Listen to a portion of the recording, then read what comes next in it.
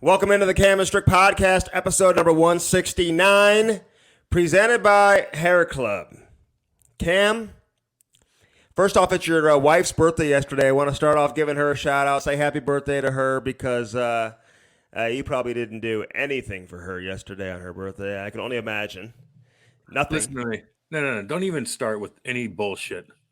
You already pissed me the fuck off. You know, and I think everybody, one of our fans know, I'm not late for anything ever. I might have a lot of issues, but I'm never late for anything. Andy always seems to have a fucking problem. We want to go 10 minutes early. We get ready for it. I lose my goddamn mojo. I get fucking pissy. He's figuring out his stupid fucking headphones. You're driving me crazy. You drove me crazy already. You can't just start off beaking my fucking ass. No. We had a lovely goddamn birthday. You just pissed me off. You're drinking champagne like that's like what my wife God, drinks. I have a headache. Oh, God. I had to get up at 4:30, Andy. My head was like, whoosh, bang, dang, dang, dang. Well, you can't be. And then I'm waiting on your fucking ass. God damn. Don't be drinking the cheap shit. I'm telling you, man. And you know that, and you've been drinking cheap champagne. You can't go cheap on your wife's birthday, dude. Just throwing that out there right now. No, man. I'm never cheap with anything. I'm just not. I'm convenient with things. And still $20. I don't know, a brute something of something. It doesn't matter. You could drink. Listen, if you're crushing champagne with all that sugar, your head is gonna kill. And getting up in the morning at the early as I do, it just amplifies until you smack yourself in the face. Like, get up, and you fucking get ready. Because I'm never late for anything, Andy. Never late. God damn, you pissed me off. Are you okay? Like today, like what is wrong with you? Like, take a deep breath. Settle down. You're scaring the people. People have real issues out there. Like, this is your issue. Just relax. Just relax. Things grind my gears, and I'm just saying it's all good. My head was hurting this morning. I did have a lovely birthday. What else did I do over the weekend? I don't know. Okay. Oh, snow. We let the dogs fly around in the snow, and they're like, "Oh, yay!" It was cute. God, what else did I do? Nothing much. Watch Blues game. Fucking Toronto. Toronto. 6-5 basketball game. So funny. Toronto. And listen, I know all the Maple Leaf fans, like they don't really like. They don't ever see the game within the game. Cam, they just look at the final score. They're like, "Oh, Toronto won, Stanley Cup contender." Yeah, let me just tell you something. Right, hold on. Let me just say this. Let me just say this. I watched the game. I was there, up close and center. Listen, and they've got some good individual players. And that is not a team right now. I will tell you this about Toronto. I like the Maple Leafs. I want the Maple Leafs to be good. Okay, their defense is what I thought it was. It's not good enough. Jack Campbell. And I like watching him play. He wasn't very good the other night against St. Louis, but typically you don't just find your groove at like 30, 31, 32 years of age. It doesn't normally work out like that, but he's an all-star boy from Boston. He's an American kid. I'll never forget the story real quick, Cam. He was drafted, I think 10th overall by Dallas. And this is like his third or fourth team, whatever it is. And he walked in to a restaurant bar. I'm sitting there actually having drinks with John Cooper. This is like years ago. I don't think Cooper wasn't even coaching in the NHL yet. He wasn't even coaching pro hockey yet. Bam. And he's walking in there with the Notre Dame coach. I think he had committed to Notre Dame. And just a few steps behind him, in walks Dale Hunter, I believe. And I looked at Coop and I said, he's not going to Notre Dame anymore. And sure enough, he decommitted from Notre Dame, ended up playing junior. To go to London? I think he went to London, yeah. So Dale was – where was that at? In Clayton? No, this was in L.A. at the draft. Oh, at the draft. I was going to say, that's a huge coincidence that they're all at fucking Annie Guns or something. Yeah. Okay, I get what you're saying. Yeah. Well, that's cool. I said he's not going to junior anymore. Or not going to Notre Dame. I didn't have to wait 15 minutes to hear that fucking story. I'll tell you that right now. He's top 10 pick. So I'm kind of waiting for him to come around. But let me just say this about Toronto, man. They've got some good individual players. I love Austin Matthews, man. I love watching him play. What he did off the face-off against Ryan O'Reilly is special. Yeah, I know. It really is. That's a special play. There's a couple nice plays. Mitchie Marner, Tavares, and some of these guys. Nylander, good individual players. But can you believe? I mean, the Blues made this again. Now they were down 3-1, ended up taking the lead late in the game. They should have never have lost. The last goal that Toronto scored was a bullshit goal against Jordan Binnington. Should have never gone in. You know, I don't know what Scandella was doing, rimming the puck back down below the goal line. But it is what it is. But St. Louis was missing how many players? No Shen, no Perron, no Tarasenko, no Buchnevich, no Colton Parayko, the number one defenseman. And they still put up a 5 spot against Toronto. So let me just say this. When I walked out of the building, again, individually, I love what Toronto brings to the table. But unless that team makes significant changes and significant improvements, not only are they not winning the Stanley Cup, Cam, they're not having a run in the playoffs either, playing like that. It's not going to happen. You know, it's funny. And no, I agree with you on everything, really. It's funny that, and I'm going to compare this to football, which I usually never do. We usually compare everything to hockey because I'm like ignorant. Well, you do not know football, so be careful here. You do not know. I don't know a lot of things, Andy, but I admit it, and I know that I don't know of football, and that's fine. But I did play a little bit. That's all good. Yeah. So the point is, everybody's like, the Cowboys are the Toronto Maple Leafs. I'm like, what? I go, what? The motherfucking Cowboys, them Cowboys won in 90, baby, 3 fucking times in a row, like shit kickers, and they still have fucking Hall of Famers fucking doing their thing, blah, blah, blah. Toronto hasn't won in a long, long time. This is decades and decades and decades. There's a big, big difference.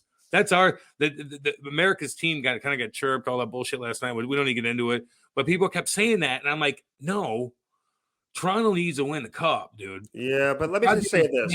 These fans deserve it, man. I'm sorry. They deserve it. I don't give a shit if there's some of them that are fucking crazy. We all have our bullshit fan. It's all good.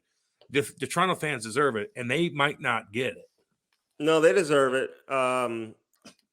Just for the record, the Cowboys won back-to-back Super Bowls, and they won again in 95, I think. Whatever. Sorry about that. I'm sorry about that. I think it was like 3 in like a 4-year span. I'm just saying.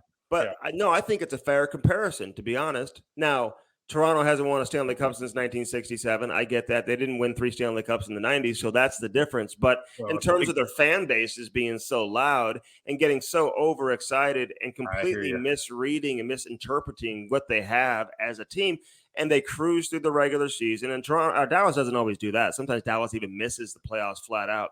But people were saying this season, hey, this is the Cowboys' year because they had a great defense. And then they have a home game in the playoffs in Jerry's world. You see Jerry Jones, got the whole family up there. You can chirp Jerry all you want. Hey, listen, real quick. You can chirp Jerry all you want, okay? Hey, Jerry Jones. He owns everything, whatever. But if I'm a player, fucking player, I want them Cowboys to draft me because they have the nicest facility. They have the nicest and Jerry actually knows your name and will come talk to you and like you understand what he wants.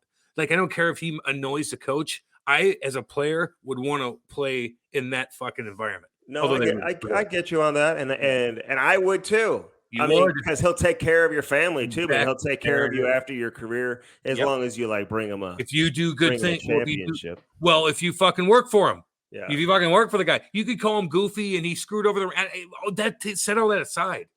If I'm a player, I would want to be in that organization. They have the nicest facility, the nicest everything. Your name's a brand, whether you win or not. Like, you could be a fucking man in that town and have a job forever because you play for them guys. Yeah, no, he's loyal, man. He's very loyal. Yep, I'm telling you. And there was a one point in time. Listen, I thought maybe I was going to be a Dallas Cowboy, Cam. At one point in time, back in the day, you already wasted my time. Well, you already pissed me off. I'm actually getting my groove now. 3 interceptions. Find my groove now. 3 interceptions back in the day. But Dallas, Toronto's fan base is so loud. Their media is so loud. They've got so many people. I get that. And the media, just like the Cowboys, the media for the Maple Leafs, for the most part, I mean, they grew up diehard Maple Leaf fans. You know, they diehard. So they got a lot of emotion. It's the most emotional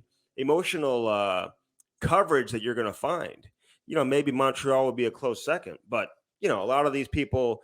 You know, and I get it. It's Toronto. Their fan base is more than just the city of Toronto. It's like the entire province. It's everything associated with hockey. It's the Leafs. Every kid around all that huge area that, I was up there playing juniors I saw this firsthand. I lived with it. I've seen it. I've seen all these kids like playing there. It's unbelievable. Everybody, they love the Leafs. It's a way of life, and I love it. And I want something good to happen to these fucking fans, but it ain't gonna happen. Well, that's why I felt bad for Binnington, man, because again, he grew up a diehard Maple Leafs fan. It's Hockey Night in Canada. Kyrou, Thomas, all these guys. Be better.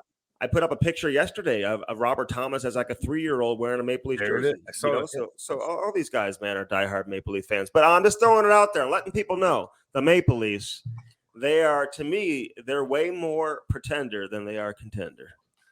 Ooh, that's cute. No, you're right. No, I agree with everything you're saying. No, I do. And I think a lot of reasonable people will see how they win games and they're like, that's not going to be sustainable.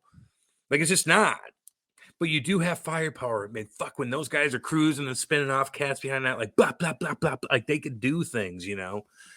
But on the other hand, you're going to get a team that's just going to shut your fucking ass down. And Bure, we didn't want to play that. And we don't need to keep going on this game. Who gives a shit? They're playing tonight anyway. Chrissy Pronger is getting his fire up in the rafters at the Enterprise Center tonight. And I just want to say, can I say one thing about Chrissy Pronger real quick? Man. Yeah. We love him. He used to chirp you so fucking bad in the locker room. I loved it. There's so much funny video of him owning Andy. He was so witty. He's so smart. He's so fucking smart. And he said he comes on our shows, Andy. He does our fucking podcast live. Like he'll give a shit about it. But he's brilliant on how he is as a personality, right? Like he just is. Well, dude. Let me tell my story, and I'll get into what he did to you real quick because fuck, we love Prongs, and he listens too. So fuck him. So I remember being on everybody knows how tough he is, this, that, and the other. But I remember being, and he was playing. I was playing for the Blues, and he was playing for Philly. And I get out there one time, and I had to be witty and cocky because I wasn't good enough to get back and forth chirps for what I was doing on the ice. So I had to be like quick witted. Like you're forced into that being in the locker room, hang out with guys. You know that, Andy. You see it when you bird watch. So being out there against the Prongs, though, I remember going, and I get out there and I kind of check the puck to net, like, yay, I'm cool. And he hits me, he throws me, and we both look at each other, and there's a whistle, and he goes, "What are you doing out here?" And I go, and usually I think I'm comfortable, confident. Like, I got some sort of rebuttal. I had nothing, and I go, I don't know, and I'm like, I probably should just leave the ice then, Andy, because what am I doing out here? He made me feel that way just because of what his comment was. Not that he slashed me or anything. It was so bizarre. It really was. But that just showed how much power he had, not only mentally over you, but just physically, everything. Like, he's going to fucking get you. And he has the puck the whole time. And he took his licking too. But we love Prongs. He's good to us, Andy. But God damn it, he owned your fucking ass too. Oh, he did. But here's the deal. He would do that. But it was all for show, and he knew it. Listen, Prongs loved being the center of attention, too, when he would hold those media press conferences, going to the Stanley Cup final, whatever, Edmonton, Anaheim, Philadelphia, whatever it was, man. Whenever he had the entire hockey world there and he was on center stage, he loved getting the attention from the media. Because you're dominating. Oh, yeah. So he would love to, like, use me as another avenue. But listen, people who know, and Chris certainly knows this, man. Listen, of all the players that I've covered over the course of my career covering hockey and whatever, like I probably have not had a closer relationship with a player than Chris Pronger. So as much as he would do that, anything I ever needed from Chris Pronger, man, and some people are like, because he's so abrasive. Yeah, I think a lot of people think that he's like a dick because he is so abrasive. Everybody could be a dick. And he wanted to win so badly. Like he wasn't looking to like be best friends with all his teammates and whatever. But he was a great teammate from this standpoint because he made you a better team. Like he gave you a chance to win every single night. A little Jordan-esque. A little bit. Yeah. Oh, 100%. And, he talked about that in a conversation he and I recently had. Like he referred to the Michael Jordan like special, because he's like, look at the way how badly he wanted to win. He looked at himself the same way. Al McInnes recently said that he's one of the top 3 defensemen. And I said, what, that you play with? He goes, ever. Andy, okay, hold your thought on that. And I want you guys to comment on all our stuff too on our social media and like let us know what you think. But if I'm picking this top 6 motherfuckers, the top 6 shit kicking D that I would all time, Prongs is going with probably Larry Robinson, my first pair, and then probably Lindstrom or Niedermeyer with Scotty Stevens on my second pair. Well, you got to put Bobby Orr in there, Cam. I got Bobby Orr in the mix, but I'm saying my killer big Bobby Orr's not on Cam's top six. I got goal scorers up front. I got Larry Robinson and Prongs. Like, what are you going to do? Yeah. What are you going to do against those two? They're going to fucking kill you. It would be so miserable. Anyway. I know. Well, and I love it. And he really was. And I've talked to other Hall of Famers about this. You can bring up Paul Coffey. Paul Coffey didn't have his nastiness. Paul Coffey played with great players his entire career. Paul Coffey was a great skater and an unbelievable offensive defenseman. Truly elite of the elite, one of the greatest we've ever seen in the history of the game. I would never take anything away from Paul Coffey, but he wasn't Chris Pronger. Nicklas Lidstrom, as great as he was, and you can certainly make the case that he's top 3 all time with all the Norris trophies that he's won and all the Stanley Cups that he won. He still wasn't Chris Pronger. None of those guys could. Oh, Chara's not even close to Pronger either. I mean, he's got the size, but if you're going to compare a modern day player, yeah, maybe he's the only one that you would. Dominant, dude. Yeah. Very, very dominant. But none of these guys, Cam, who I'm talking, none of these guys could have taken, and I mean basically single-handedly, that Edmonton Oilers team to Game 7 of the Stanley Cup Final. They couldn't have taken that Philadelphia Flyers team to the Stanley Cup Final. Anaheim obviously was loaded, but Pronger's what put them over the top, and that's why they won. Yep. This guy is one of the most intimidating defensemen we've ever seen. Plus, he's arguably one of the greatest passers in the history of the game. Behind the net, 100,000 miles an hour sauce pass, Chris. As you're cruising around and you're finding that seam, he's going to put it on your tape, so it'll blow your. Andy, you couldn't handle one of those passes. Your goddamn life depended on it. Your hands would blow up so fucking hard. He would rip it to you, and then if you didn't have it, he'd give you that look like, motherfucker, that was right on your tape. Oh yeah. Well, he used to let me come out and skate back in the day, Cam. Back in the day when Jordan Bennington was just like a teenager or whatever, and he would run the practices. Like you talk about Ryan O'Reilly right now, how he kind of runs the practices. Yep. Pronger used to be that guy. He would run the practices, the skates in the summer, all the drills and stuff like that. And listen, put it to let me just summarize it by saying it like this: there hasn't been a defenseman that's won the Hart Trophy in over 50 years, besides Chris Pronger. Okay, he's the only one to do it. Like, you don't see defensemen win the Hart Trophy.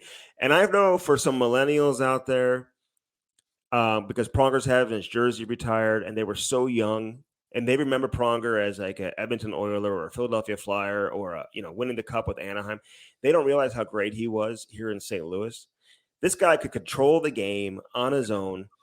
And it's funny because Craig Berube's telling a story yesterday about how when Berube was on the bench with Philadelphia and Pronger was playing there, Prongs used to yell down to the other side of the bench because Berube, Chief, our boy, shit kicker, he's running the forwards, right? And Prongs would be like, Chief, get down here. I mean, like, he's like owning Chief. And he'd be like, you tell that fucking guy next time. And Chief would be like, all right, Prongs, I got it. And Prongs would be like, I'm just making sure you fucking do. Yeah. I'm making sure you do. Okay, and so Pronger ran the show no matter where he was, and that's why people like Joe Quenneville, that's why people like Al McKinnon, Scott Niedermeyer, all these guys who have seen it up close and personal, they get it. Hey, I'll tell you another thing real quick, and just being in St. Louis, and Andy, you could test this too. Mm-hmm.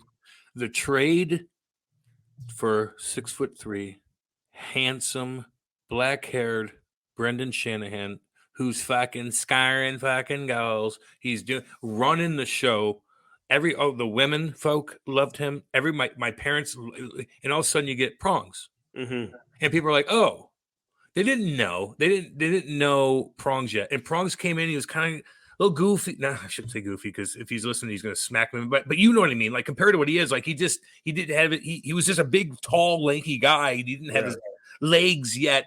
Compared to Brendan Shanahan and what you saw from him, right? Like that was a tough trade. The crowd, people were going ape shit. And then all of a sudden he starts fucking doing his shit. Not to mention he was tortured by Keenan too a little bit. Yeah. Where they kind of went back and forth. But it was weird in St. Louis. I remember that as a kid. And all of a sudden he's like, no, I'm the best of the best. Watch me. And I'm a fucking dick. Yeah. Now I'll bag guys up. Go ahead. Well, I mean, you don't see too many like icons in a city get traded who are scoring 50 goals a year for a promising young defenseman that you're hoping is going to develop into a great defenseman. And I'll give Mike Keenan credit because he had the vision for it, and he was right. And he was right, man, because this guy won a Norris too, and he should have won more than one Norris. I think some of the voting probably took it against him because he was so abrasive. He could be a dick. He was getting suspended all the time and doing shit. So he should have won more than one Norris. But you're 100% right, man. I mean, listen, I know he's got all the accolades to go with it, top 100 player of all time and all that. But if you're starting a team, historically. And you need 6 defensemen. You don't know the game if number 44, 25, whatever you want. I'm looking at he's not on it. I'm looking at it as a player. And not that I'm just saying, even just skating in the zone to try to forecheck somebody else that doesn't have the puck, he just gets in your way. It just was really hard to deal. You couldn't do anything. He's on you in 2 seconds, and he didn't take his fucking fist and slam you in your sternum, and you're like, ugh! And you're like, Lindstrom didn't do that. He'd poke you away, and did that. But Prongs could do all the skill shit, but still be horrifying to deal with. Cam, and he was offensive. That's just what I mean. He could hold it. He has a puck the whole time, but if you tried to hit him, it was really awkward because you're hitting him in weird spots where he'd push his body away and just put his arms out. So you're hitting his head where it's like you're just hitting up two bricks, bam.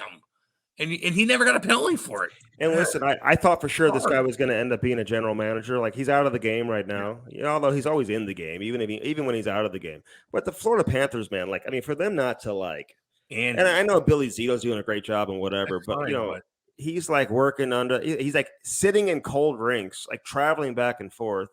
He worked with the NHL director of player, with the player safety and all that, which typically when you do that, Gary Bettman, like he did with Brendan Shanahan and some of these other guys, Rob Lake, whatever, he finds them jobs with different organizations. I just can't believe that Pronger has not and I think Pronger's, again, his abrasiveness, he's too honest, man. All right. And I've talked to him about this. He's like, it's not fucking rocket science to run an NHL team. It's not that hard. That's his words. It's not that hard. Now, there's some guys that are way better at it than others, and that's what separates the good teams and the good GMs and good, executives from the others. But you make sure you surround yourself. If you're intelligent and you surround yourself with really intelligent people who know what they're doing, then you have something going. And that's what it is. It's not about you. You're not running everything. No. You just trust the people that are running it for you. Yeah. Lou says the same damn thing. Lou Lamoriello always says it. He's like, no. He goes, I know who to trust when I implement them in certain situations. That's all. And then he oversees and he makes sure he's there every day where he shakes your hand and looks at little things like that. You just got to be, that's the way to do it. Now, I will say this thing. How can you not hire him? How can you not? You say that he's a break. I'm thinking I just think that he's got his own thing going and he didn't want a particular job that maybe I don't know. Look, I'm speaking I don't know. I think more so just for some people who can't handle it. He's so intimidating. He's so big. You look at how he played. I would pick his brain every damn day. Oh my God, he's so smart. Cam, back when this guy was playing, and what you're talking about with Lou Lamoriello was right because Lou talks about the orchestra. Remember, orchestra, Andy, orchestra, where you'd be playing the flute in the background. Oh, Chloe plays the flute right now. Oh, that's cuteness, though. That's if you. Okay, God, don't make me explain. She plays the flute. That's okay. There's nothing wrong with flute playing. No, it's all good. I can't believe you're taking a shot. There's people. There's people out there playing the flute. No. I love that little girl. She is a doll. But that doesn't mean that you'd be playing the flute in the background. That's all. So Lou would have me playing the flute. Yeah. That's such bullshit. Anyway, but I don't know what I was saying. You lost me. I lost my fucking mojo. Pronger's fucking awesome, and we've been on 40 minutes talking about him, and as we should. And he came on live.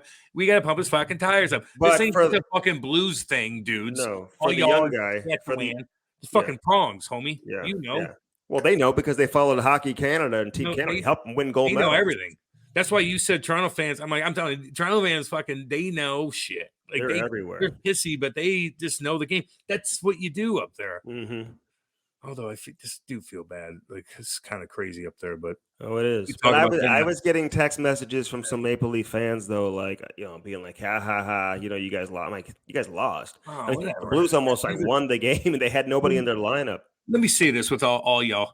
And I'm telling you, There's tons of guys. I look and sometimes they'll tweet something or say something on Facebook in a comment, and you're like, damn, that's kind of dickheadish. And then even Kate will be like, just text them back, hey, or something sweet. And they're like, no, I'm just joking, Cam. We love you, blah, blah, blah. Oh, yeah. Like, there's a lot of that you miss that you just ignore because you think they're being a dick, but they're trying to be funny.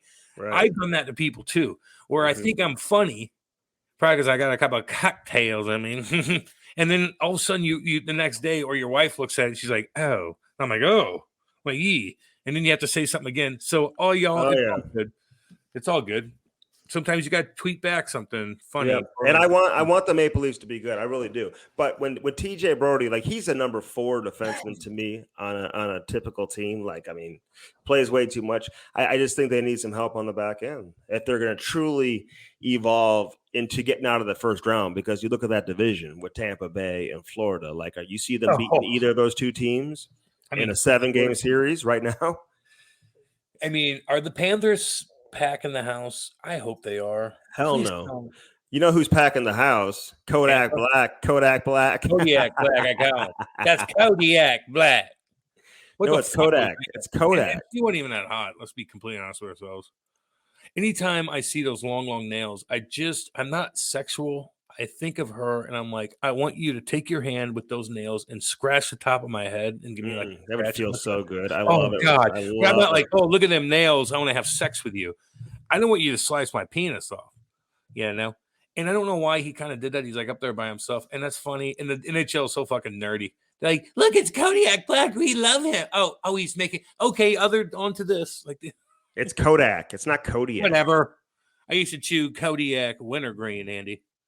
Cam, you think that was real? Like, he wasn't really doing that. No, he's just bullshitting everybody. Of course. And he got a lot of attention, man. He got a lot of attention. But no, it's good. But it was just funny. Like, I was like, look, it's Kodak Black. Look, we're free. We know things. We're getting everybody to come. And then he fucking bangs some fucking broad up there.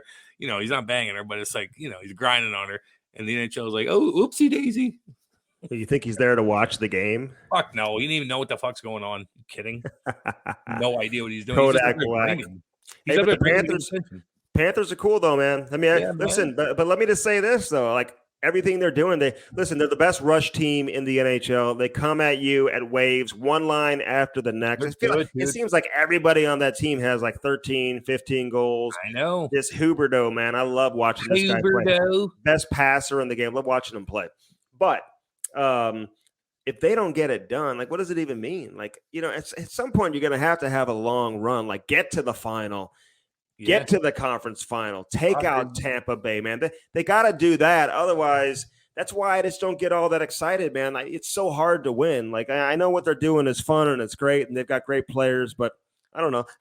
Bring it to me in the playoffs. This is like the longest season in NHL history. Like the trade deadline, Cam, is still like 2 months away, and here we are. It's almost February. Yeah. No, I hear you.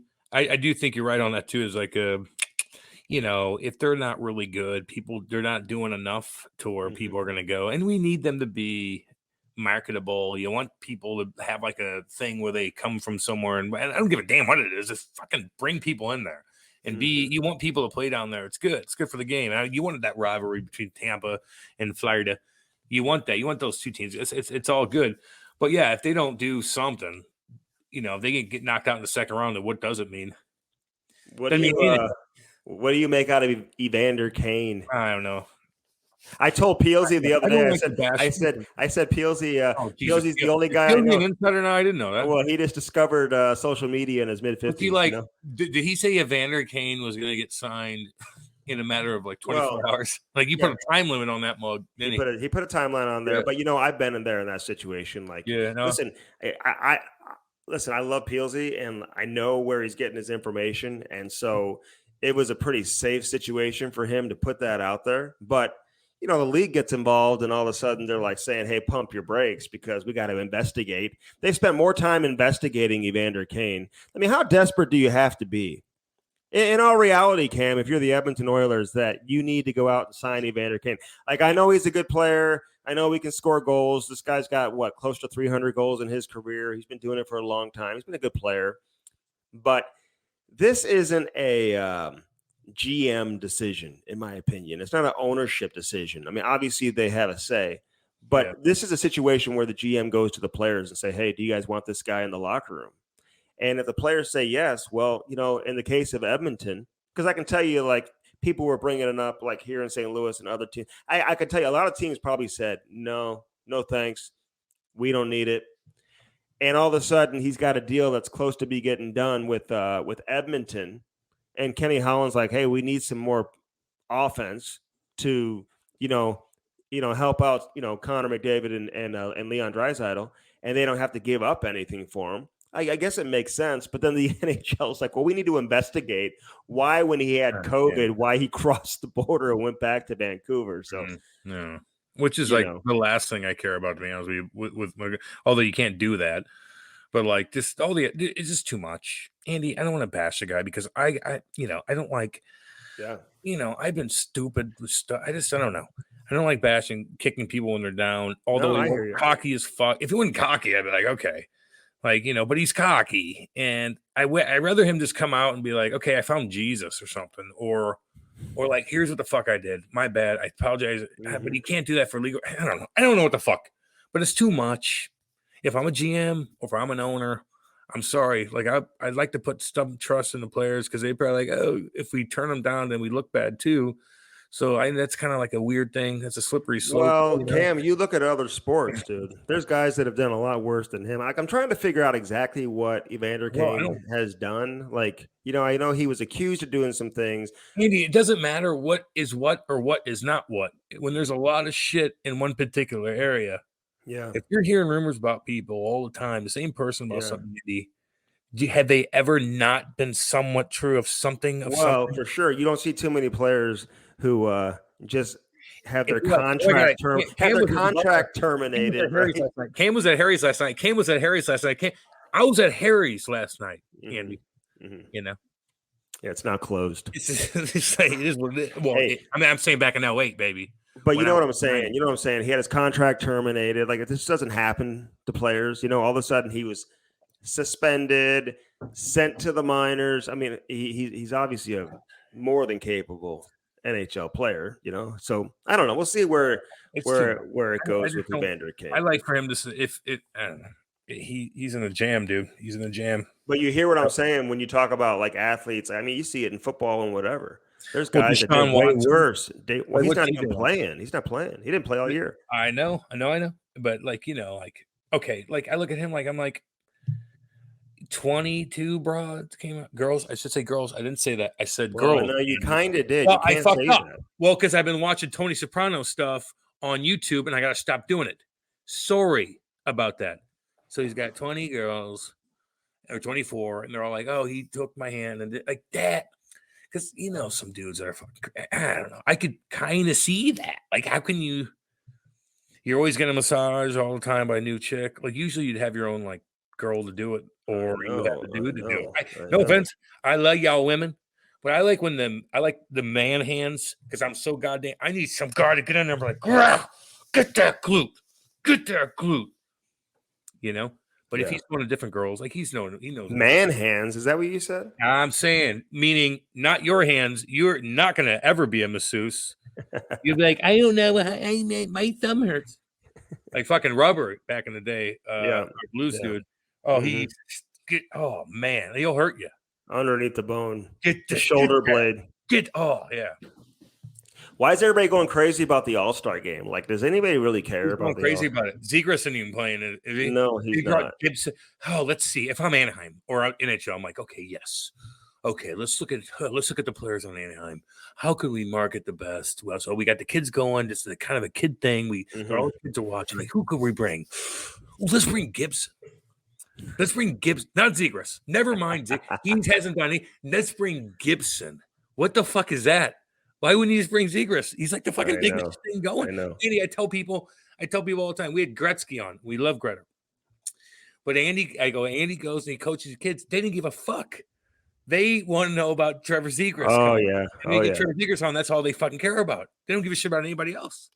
I'm like, that's probably why we got our own beer. It's like, oh, they had Zegras on. We had Zegras on. Like, we have just guys like, oh, God, they don't give a shit. They care about that kid. I know. And he's not representing you. What? I was talking to Danny Hinote this morning about Trevor Zegras, man. He loves Zegras too. But like in the NBA, you know what they do, Cam? They have like these the slam dunk competition and all that, and they're not even players. Like you don't have to be invited to play in the All-Star game to be invited to participate in like the skills competition. They just show like the cool cats, maybe that. They bring all the cool cats. Like how come? Yeah. Why isn't Zegras like participating in the skills competition? Is he? No. Like they only have the All-Stars. They only have the All-Stars who participate. And I can tell you, a lot of veteran guys just don't want to go, especially those who have been there before. They'd rather have the 3-4 days off. No shit, Andy. I'll give Ovi credit, man. Ovi goes every year. He loves it. He probably gets taken care of.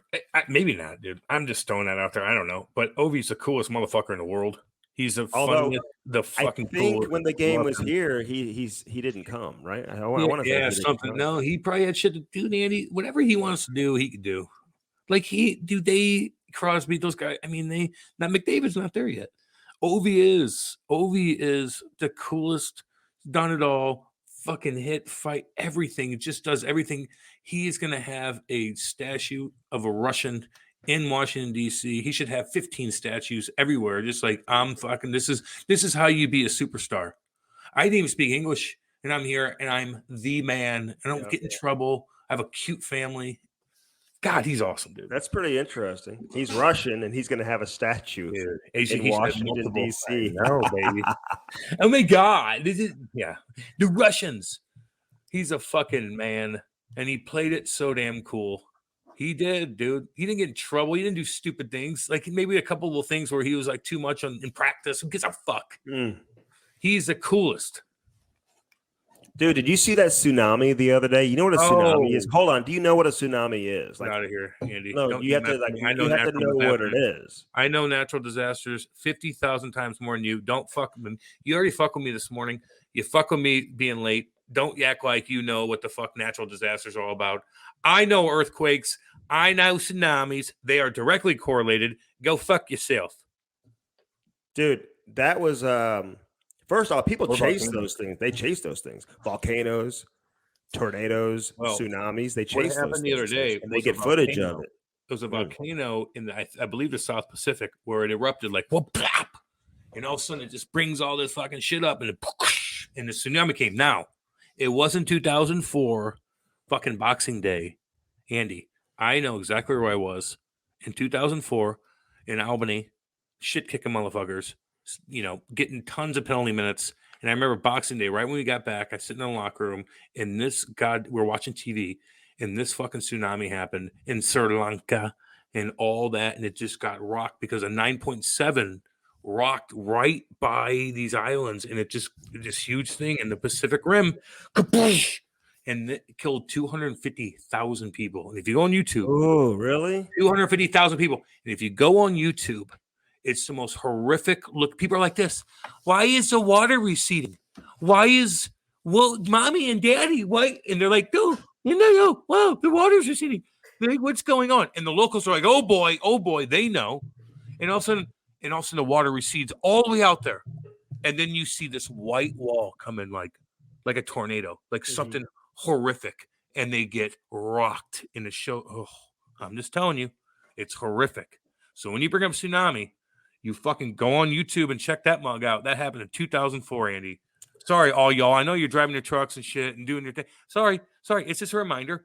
We're not in. I'm in middle of Missouri. We're not going to get hit by that. Although there are earthquakes here, Andy. By the way, you probably didn't know that. There's a little fucking. Well, there's not many. They're out there in California. No, they're in California. Yeah, California is part of the Pacific Rim. It's California. Just so we don't get them here. I remember back. You do in the Boot Hill. You 100% do.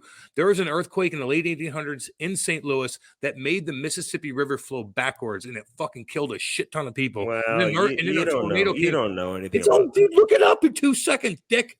You can look that up in 2 seconds, and a tornado hit Rock 2 and killed a ton of people right after. I swear to God, Andy. Remember when that guy Y2K, like the guy that we used to predict shit all the time, he said the world was going to end. I mean, that was no. There's been a couple of people who have done stuff like that. No, that's a real guy who says that. That's the least of my concerns with whatever. My concerns are natural disasters and tornadoes. And I'm not like a weather climate guy. Like I want to help as much as we can without, losing our like I want to drive a fucking truck. I don't want. We're not ready for all electric yet. Let's be completely honest with you. But like, I do worry about cleaning up the ocean, stuff like that, hardcore. But natural disasters are a thing. And in Missouri, we get tornadoes, we get earthquakes here and there, and floods. Yeah, we've had a couple of tornadoes, dude. They had that snowstorm out in the East Coast because the East Coast just gets like hammered, dude. And those people in those electric cars. They couldn't get to the gas station, whatever. They're the ones that fucking clog up the goddamn roads because they can't get up the hill, and they run out. They run out of like electricity, and they're like sitting in their cars in like blankets and stuff like that. Cam. So like the electric car, I'm thinking about getting one. And if you get one, that's fine, but you have to have some sort of SUV to get around. And when push comes to shove, you better have something in your car that can like fill that tank. Florida. If you're in Florida or Arizona, do what the fuck. Get your tricycle. You probably want to fucking cruise around. That's fine. But you're in the motherfucking Midwest, boy. And we just had a fucking snowstorm. And your little dink fuck car wouldn't go up the fucking hill. And now you're going to cause a traffic jam because you have a dink ass car. If you're going to have a dinky ass car, then you better have a fucking shit kicker to go along with it. I've got the racing series. The racing series could probably get up the hill. And you know that, dude. Front-wheel drive, racing. Yeah. All-wheel drive.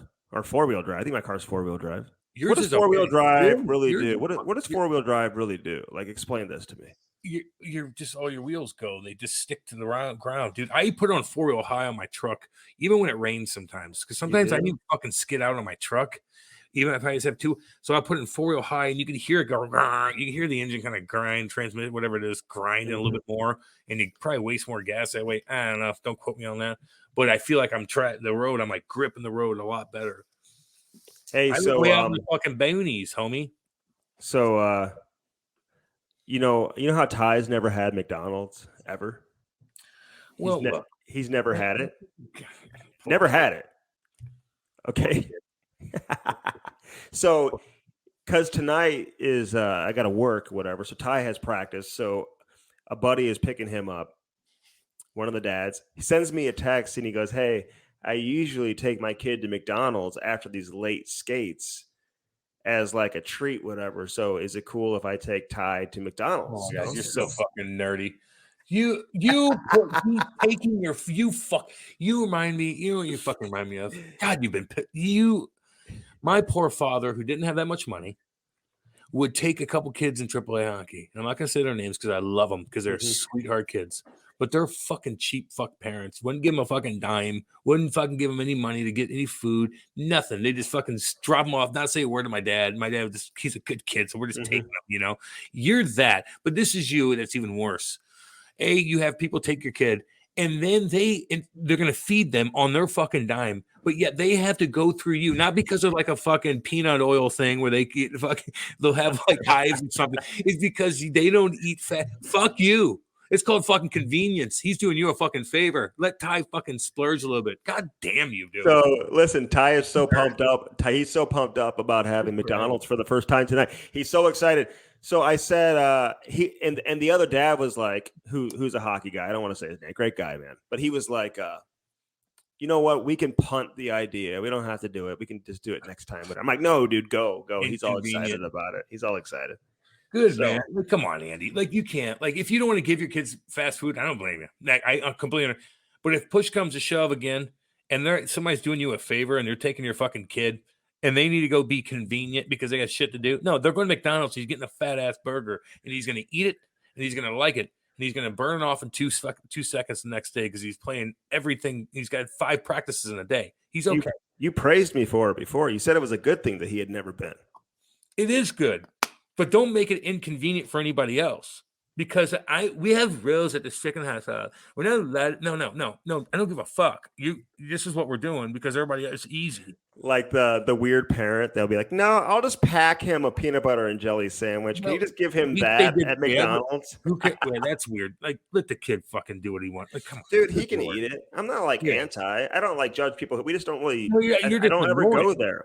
It's just no, it's fine. I took him yesterday after practice yesterday morning, dude. I took him to a breakfast spot, dude, and he was like, he He was all over it. He dominated his breakfast. Is he eating a lot? Oh, hell yeah. So if he goes to breakfast, he's like, I want some pancakes. I want some of this. And he just boom, boom, boom, Dude, I let him order. He ordered pancakes. Let him try stuff. Eggs, hash browns, and fruit. Good. That's good. Okay. He ordered. I'm like, okay. And the guy looked at me like, it's more than you. It's kind of a lot. I'm like, whatever. That's what he wants. No, you pay. Let him eat. He probably just got done skating for 8 hours. Like, let him like eat.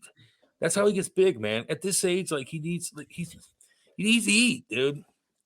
He needs to put some meat on him. He's running into boards 100 miles an hour. Like, fuck. Needs some protection. Hey, Lord, before we don't have your genes, thank God, because he's got a lot more meat than you do right now.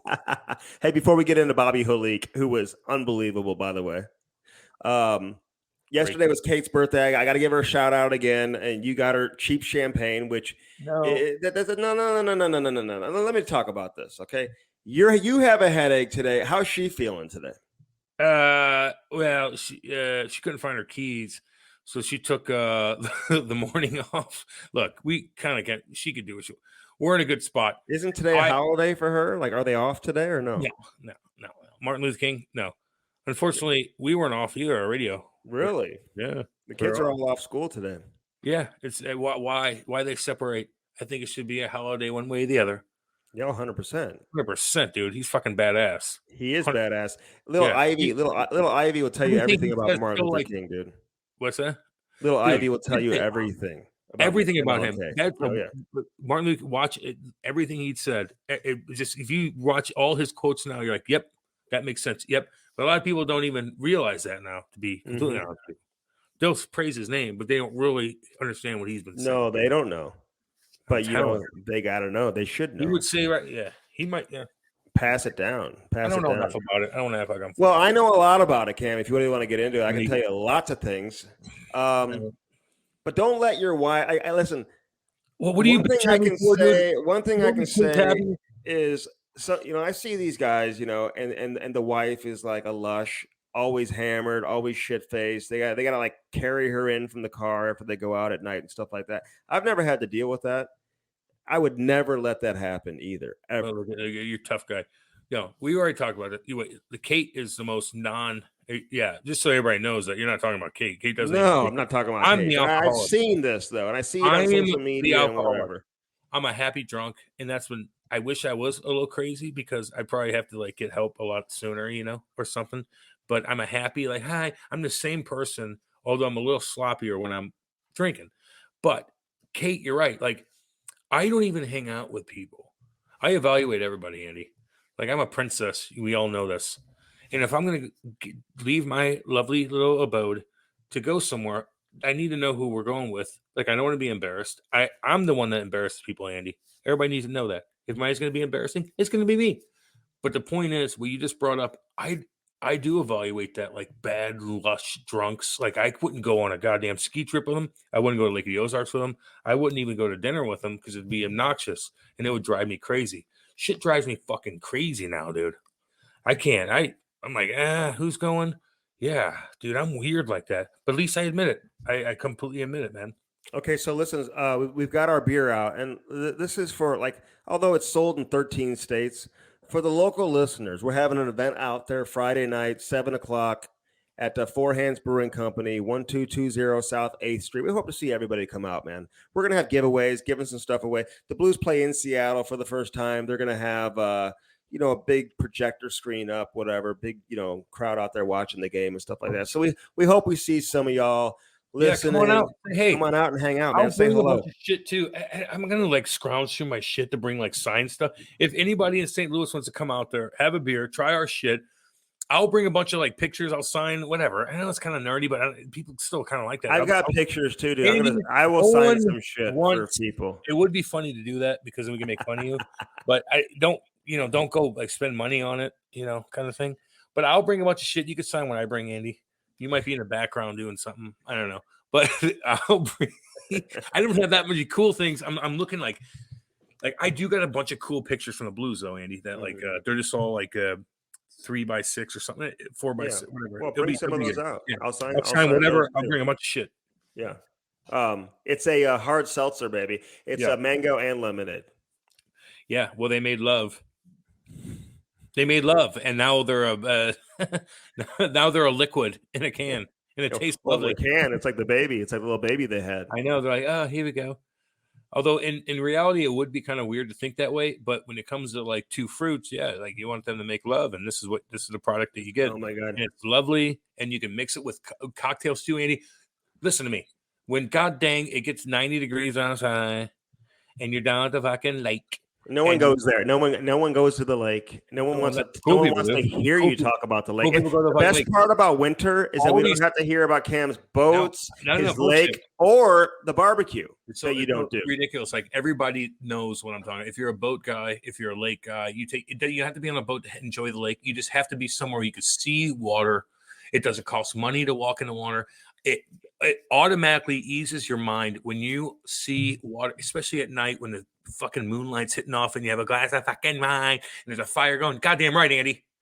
All these Canadian folk, Minnesota folk, Michigan, they all think about lake houses, dude. Like, how can you not? Like, being on the water is the coolest damn thing.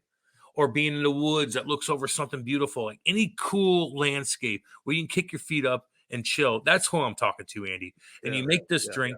You could make a big barrel of something where you dump our stuff in it. You put some fucking vodka in there. You make a cool cocktail with a bunch of lemon and mango in that mug, and then you put it down in like some ice and sip that mug on a hot day, on a 50-degree day. It doesn't matter. I'm getting a lot of private messages from Canadians and people outside. They're wondering how they can get it. So I've been directing them to forehandsbrewing.com. I contact them to see if they'll be able to ship it out to you. I don't know if they can do that, how they do that, and all that stuff. I don't know, Andy. But it's a mango lemonade hard seltzer, Cam Strick Podcast, man. So be sure to try that out and come hang out with us Friday night, 7:00. In downtown St. Louis, 1220 South 8th Street, man. We'll be hanging out. We'll be there all night long. So hopefully we see a lot of you people out there and I have a lot of fun, man. Just like chill out, And my cameo, real quick, people, I've been like doing cameos about the drink as well. So anybody wants cameos, hit us up on Cameo as well. We may even do a live cameo out there, live at the Brewing Company. Yeah, I think because I do bring the heat so much. Today I had to do a cameo about something that's kind of hardcore, and I was like, "Oh, really?"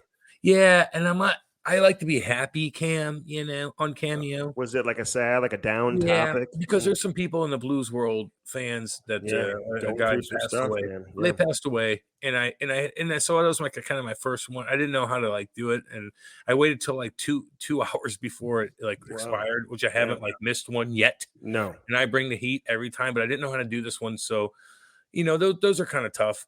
It is what it is. Well, Cam, figure it out, dude. Figure out how to do it. Don't sit there and say you don't know how to do it. You know how to do it. Just do it. Well, I did.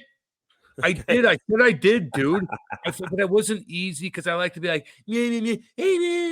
but this one I was like, okay, But if you want to ask me about like drugs, bring that up, dude. I've been answering phone calls on that, dude. I'm not gonna do it. Look, you gotta call me. I'll give you my number if you want to do WhatsApp.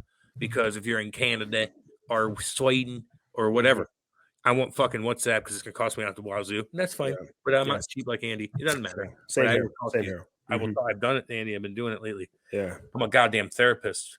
Yeah. I'm helping people, Andy. I'm a therapist for you, too. I'm like a therapist. It ain't working. Hey, working. What should the people expect coming up in this conversation with Bobby Holik? Oh my God! Give him an idea.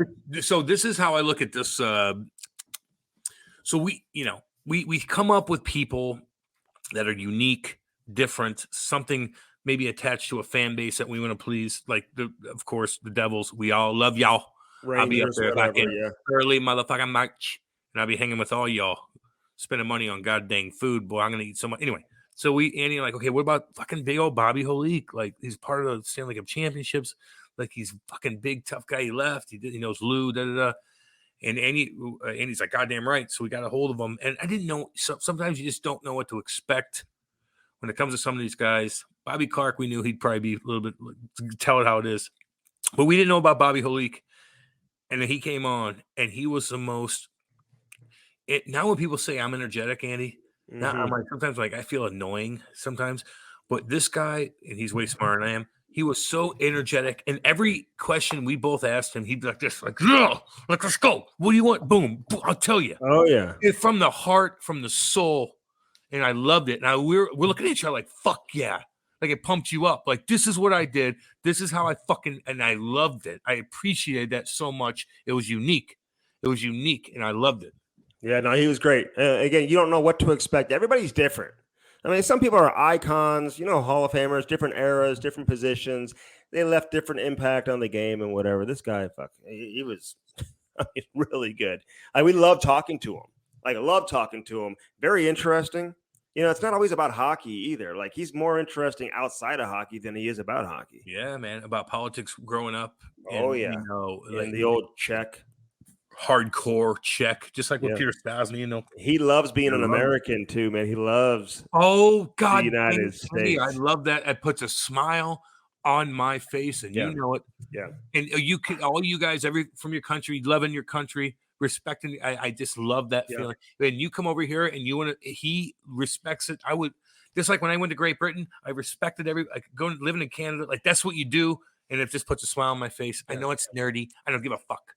Yeah, and we love the Maple Leaf fans too. I don't want Maple Leaf fan out there thinking that I was chirping the Maple Leaf fan at the beginning of the show because it's just kind of like they know what you're talking about, Andy, dude. They just got to keep it real, a little bit.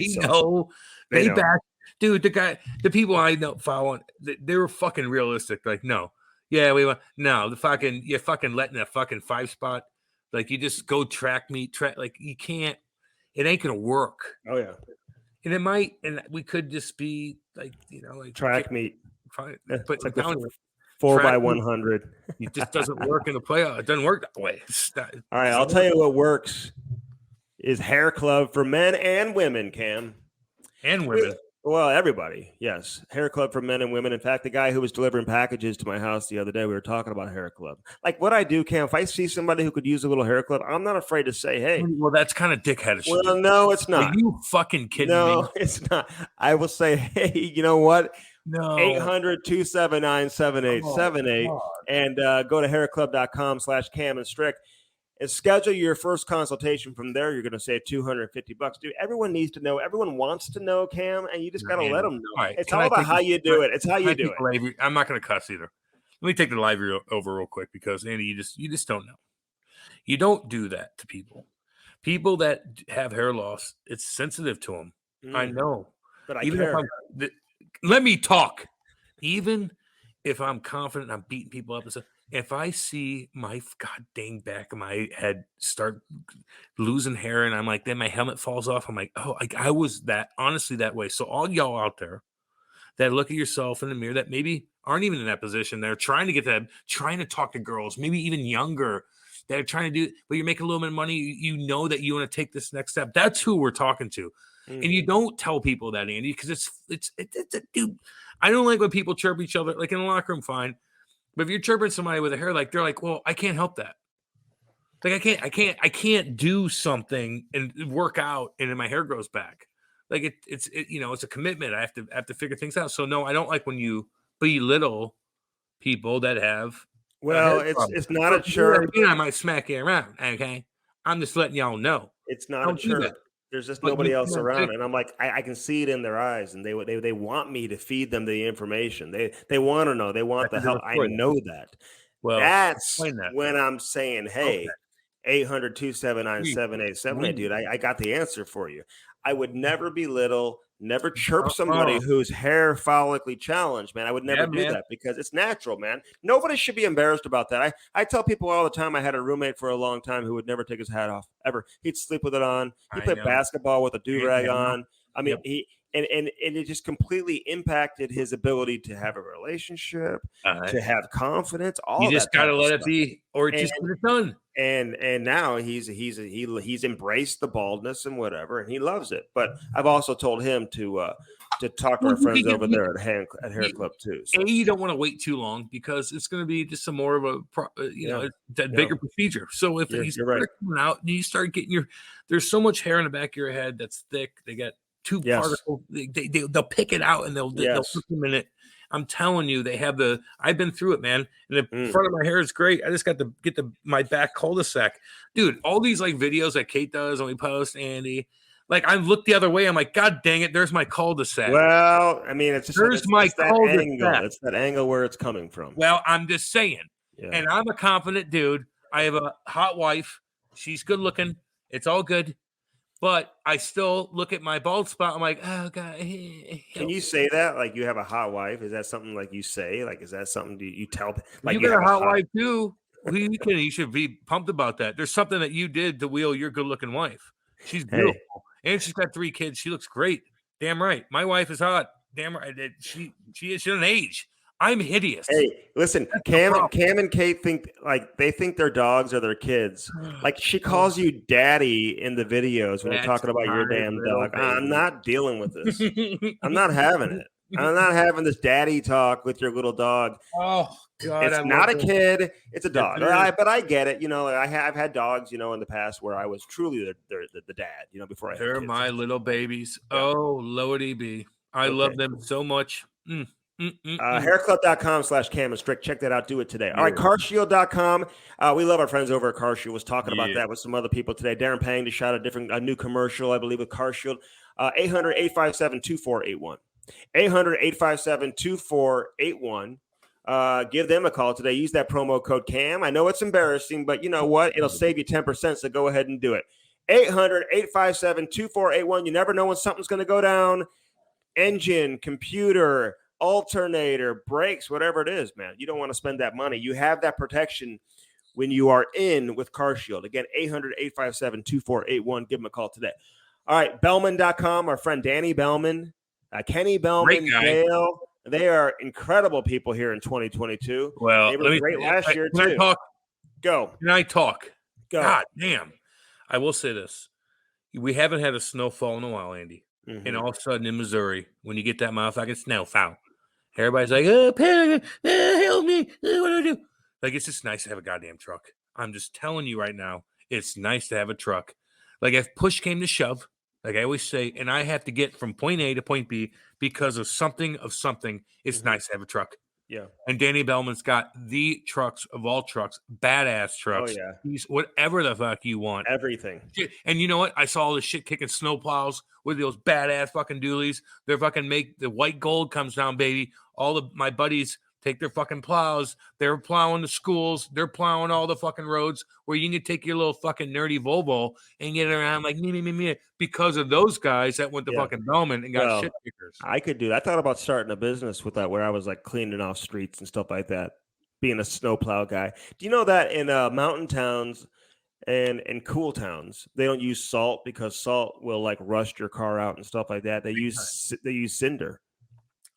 Cool, Andy. Yeah, they use cinder rock, and a lot of cars in the mountain towns, Cam, they put chains on their tires. You ever seen that? Car chains? Yeah, I mean, I saw Rocky. You don't know anything about Rocky that. for Andy. They put chains on their tires so they can get up the hill. I saw the movie, Andy. It's all good. So check it out. Troy, Missouri. Tell me about living places, Andy. Buick GMC, and then on the other side of the street, you got the Chrysler Dodge Jeep Ram. Chrysler Dodge Jeep Ram. Other side, Buick GMC. Buick GMC, Chrysler Dodge Jeep Ram. Troy, Missouri. And go see our boy. Yeah, dude. The one and only Dan Bellman. All right. Here's long. The Better Business Bureau. Check out the reviews over there for CarShield. Check out the reviews they have for Bellman. Hey, any other business you're looking for, bbb.org. Like hundreds of thousands of companies, Cam, have been reviewed on the Better Business Bureau. You know, here's the thing, man. You can look up a restaurant, look up a business, and you see it online. You say, okay, let's check out the reviews. Are they real reviews or are they phony reviews? Because the real reviews really only come from the Better Business Bureau. That's where you get the real stuff. It's not like Tommy and Susie who just got off work or who worked there, and their job for the day is to go on all these different sites and give false, phony reviews. Real reviews only with the Better Business Bureau. We love Natasha, by the way. Her dad listens to the show. And I told Natasha you'd give her a shout out again today. Yeah. What's up, girl? Look, your brother got a hold of me. Oh, really? Like, mine? Natasha's brother. On one of them, I can't find it now. But he's like, hey, Natasha's brother. What's up? I go, what's up, homeboy? I think I skated with him. I could be wrong on that. I got to dig deep you're on that one. very wrong on that. No, it was her brother. Might have been her dad. He listens. No. Yeah. Oh, God dang it. I probably And Chris. What's up, Chris, dude? BBB.org. I'm confused on that. The Better Business Bureau. Like, Cam, these people come in handy in so many different ways. Oh, my God. For like a hotel. Like, listen to me. Because I traveled and he really didn't. He acts like he did. He's like, I've traveled. I've been all around. Okay. Like I've traveled everywhere. Way more than you have. I always say, you got to look on that bad boy. And I'm telling you, I bet you if you look on that mug and you look at the top hotels, and I could be wrong on this, but I'm saying them Holiday Inn Expresses, not the Holiday Inns, Andy, because they're a little bit older. The Holiday Inn Express. Now, I've been out of the game for like 4 or 5 years now. There could be something else, but I just know it's going to get a good rating on the BBB. Then I'm going to go in that mug, and the shower's going to be sanitary. And I'm like, oh, lovely. I'm going to have hot water. There's always a continental breakfast. Everything's kind of new-ish, you know. They got good channels. There's always like a pizza joint right there connected to it or something of something of something. They have a little weight room. I know how to travel, Andy. And you look on that BBB, and I'm like, oh, what's up? And if Kate and I are going to Jersey or we're doing something, and I don't feel like god dang flying, I'm going to look the BB&B up, and it's probably going to be a Holiday Inn Express. Write that down. That's where you want to stay, at the Holiday Inn Express? It's $100. It's only $100 a night, and you're just staying there for one night. You get a pizza, you get your beer, and maybe a bottle of wine, and you and your girl get a bed, and you watch a romantic movie that you could, and you just drink crushed wine. Let me just say it to you, like, you drink your box wine. You just hang on 1 second, okay? BBB, they've been in the business of reviewing companies and charities over 100 years. And it's the charities, too, because people give money to charities. Make sure you're giving it to the right people. So when you do business with the BBB accredited business, Cam, you have the insurance that the business will respond to any complaint you might have, and that the business has promised to make a good faith effort to resolve any issues that you have, which is very important. So BBB.org, 314-645-3300 if you want to give them a call. 314-645-3300, baby. All right, and of course, Daredevil Hockey. Listen, get that protection and do it now. I got more and more hockey parents reaching out, Cam. What's the name of it? They got that promo code. Again, the promo code Cam Strick, it's all caps. Protect your kids. We've seen some terrible, terrible tragedies in the hockey world recently, man. Our heart goes out to anybody who's been affected by that. And, listen, there are ways that, give yourself some protection. These are no-brainer protective devices that every kid should be wearing when they're out on the ice to prevent skate lacerations, which are the number one cause of emergency room visits of anywhere else in the world. So again, Daredevil Hockey, check it out. Use that promo code Cam Strick, all caps, baby, and do it today. All right, Bobby Holik on this edition of the Cam Strick Podcast, episode number 169. Sit back, relax. Pour yourself a hard seltzer from Four Hands Brewing Company. Mango lemonade, baby. Enjoy this interview. The Cam Strick Podcast is brought to you by CarShield. Nothing more frustrating, Cam, than when that engine light comes on and right off the bat, you're going to have to spend thousands of dollars to repair your vehicle. Call 800-857-2481. Mention the promo code CAM or visit carshield.com and use the code CAM to save 10%. Yeah. That's carshield.com. A deductible may apply. Save yourself money. Sign up and get your coverage now with carshield.com. Now up to the interview. Hello. Big boy. Bobby Holik. What up, man? How you doing? What's going on? How are you? I'm turning it on. I'm closing the windows and turning the car off because I'm on a horse farm and there's a lot of noises that you might not want to hear in the background. No, I want to hear the horses. Yeah, I want to hear them. I want to hear about this horse farm too. Like, can we talk about the horse farm to start this off, Bobby? Is that your horse farm? Are you in Wyoming?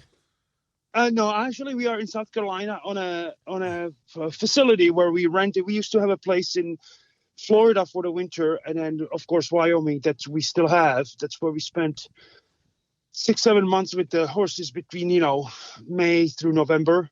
But because if you're familiar with the Northern Rocky Mountains, it's kind of a good place to get out if you have horses because you can't do anything in 4 or 5 feet of snow and wind drifts and sub-zero temperature. So we are in South Carolina right now on a facility that is a lot of people come in for the winter and rent, barns and paddocks and arenas, and that's what we do. Wow, you're like a real horse guy. Damn. Who did we just have on? And his wife. Oh, that was Doc Emmerich. Hey, Yeah, Doc. He's not a cowboy. His wife's got horses, Yeah, but he like ain't. I am a cowboy, Bobby. Just so you know, I like yeah. riding horses and whatever. Yeah. Now listen, so you're in Wyoming. So the horses, what you drive them back and forth, like from Wyoming to Yeah. South Carolina, or what? Yeah, well, we used to do it Wyoming, Florida. I've covered the whole country. I just came on Friday night. I came from California, actually, from Palm Springs. I drove 5 horses from Palm Springs. We were there for a couple of months. Did you see Hitch? You see Hitch out there in Palm Springs? One thing I want to tell you first and foremost, I'm not the horse guy. I don't. Everybody's like, you must love the horses. I said, no, I just love my wife. Oh, there She you go. loves the horses. She likes That's guns it. too, doesn't she? She's a gun enthusiast, isn't she? I am. Bobby I am. is. Well, she and on Wikipedia said your wife No, is no, a no, shotgun no, and a no, no, pistol. no. Listen, They fucking lied Bobby, to me. Cam can't read. That's part of the issue God here. damn it. He can't read. Ugh. Listen, we'll get into the guns because, the guns kind of scare me, Bobby. I'm not going to lie. He's a pussy. We're going to talk about the guns here later on in the show. But finish what you were saying about the horse. Like, they're your wife's horses. You take them from Wyoming to South Carolina. And so you're not, like, on horseback cruising through the snow or whatever, right? You just let your wife do her thing. No. She's been doing. And our daughter did it for the last 20 years now. She's being medical school. She doesn't have time, but she had a pretty good junior career. She did some Grand Prix, but education come first. So she did it through her college years. I'm talking about our daughter, and then now in medical school, she's just has a little less time, but she's still doing it. And in the meantime, my wife got back into riding. She managed and trained she kept kind of eye on the whole operation while our daughter was competing for 20 years. And now it's my wife's turn again, and she grew up doing it. So again, it's all these horse stories are great, but it have nothing to do with me. I'm just a ranch hand. Truly, I drive the truck. I love the trucks. I love the tractors. I love to work hard. I like to get up early and work all day. So that's what I do. Nothing glamorous. I do all the work that I wouldn't ask anybody else to do because that's what I do. Well, how'd you get into that? I mean, growing up where you grew up, like explain your upbringing. Did you work on a farm or is this all new? No. Well, we were family of workers. My dad was a superstar, legendary hockey player. My uncle, we got everything we got was through hard work. And my grandfathers, they suffered, they sacrificed, they suffered under the communism. Yeah. One of them was orphan girl. Like not tough upbringing. I'm not gonna say that my story is so tough, but we had responsibilities as kids since we were 3 years old. There was just you earn it. My life is about earning it, and I feel the same way. I get up in the morning, I have to earn everything I get to this day, and I love it. It's I don't know. It's a way of life. I'm not gonna change now just because I made it. No, I like No that, wonder man. Lou I like liked that you. mentality. Listen, you're like an inspiration. shit. I may just like hang up in the interview and go work right now. Well, we want to I mean- hire you for some. Hey, but listen, Bobby, like, is that the old Czechoslovakian back in the day, the Czech Republic? Is that just the way of life out there? Like, you got to grind, you got to work if you want to achieve something. Well, ask Jaromir Jagr or Dominic Hasek. We came all at the same time post that Velvet Revolution in late '89, and we were very fortunate that it worked out we were in our prime or going to our prime, but it was not easy to listen. We travel around the world with whether it's a world junior or a national team before we came over. And it's like, Czechoslovakia, small country. Nobody cares. Soviets occupied us for 40 years. Like nobody gives a damn about Czechs or Slovaks. Well, we had an opportunity to show them on the ice. I didn't realize that until I retired from playing. I'm like, what was my drive? When you kind of have time to reflect. And one of the driving forces was coming from a country that was always put down, always pushed around by bigger countries. But the only way we could kind of get back to people or actually show that we are relevant or we matter is on the ice. And, of course, of all the Czechoslovakian tennis players, and they felt doing the same way on the tennis court. So those were the means for us to matter. And that was part of our driving force, our desire to succeed. Hey, so when you came over here for the first time to the U.S., I believe it was Hartford, and you're kind of cruising around. You're meeting people. You're seeing kind of the way of life over here. The U.S. is beautiful. You're like, Hartford's beautiful. gorgeous. Oh my God, it's awesome. Well, what was your first thought of like just the everyday life and the people and how much different it is for where you kind of grew up and all that? Like, what was your first impressions being over here? Well, obviously, United States of America, land of opportunity. That's my impression. You come in here, and to this day, I mean, it's 30-something years later. I do a lot of mentoring and teaching young men or teenage boys. And a lot of times they're just males. They're not even men yet. They have a lot of growing up to do. And I tell them, in this country, it doesn't matter who you are, what color of your skin, nothing. What matters is you're the only one who can stop yourself. And I felt the same way when I came over here. They used to call me you effing communist and this and that because, competition. It's just, that was NHL in 1990. Okay. Foreigners came over and you know how it was. You guys are locals. So you probably were cursing us out and everything, but you just look at it like, hey, listen, it's not going to be easy, and nothing easy is worth, working for. So I just kept going, kept my head down, and it was nobody was going to stop me. I always grew up with the attitudes like, hey, you just need to be too good to be denied. And if they say, oh, you might not have talent, or you might not have the size, or you might not have the brains. And I tell that, we tell that to our daughter, just because you're not the smartest in a class doesn't mean you're not going to succeed in medical school. It's up to you. Nobody's going to stop you.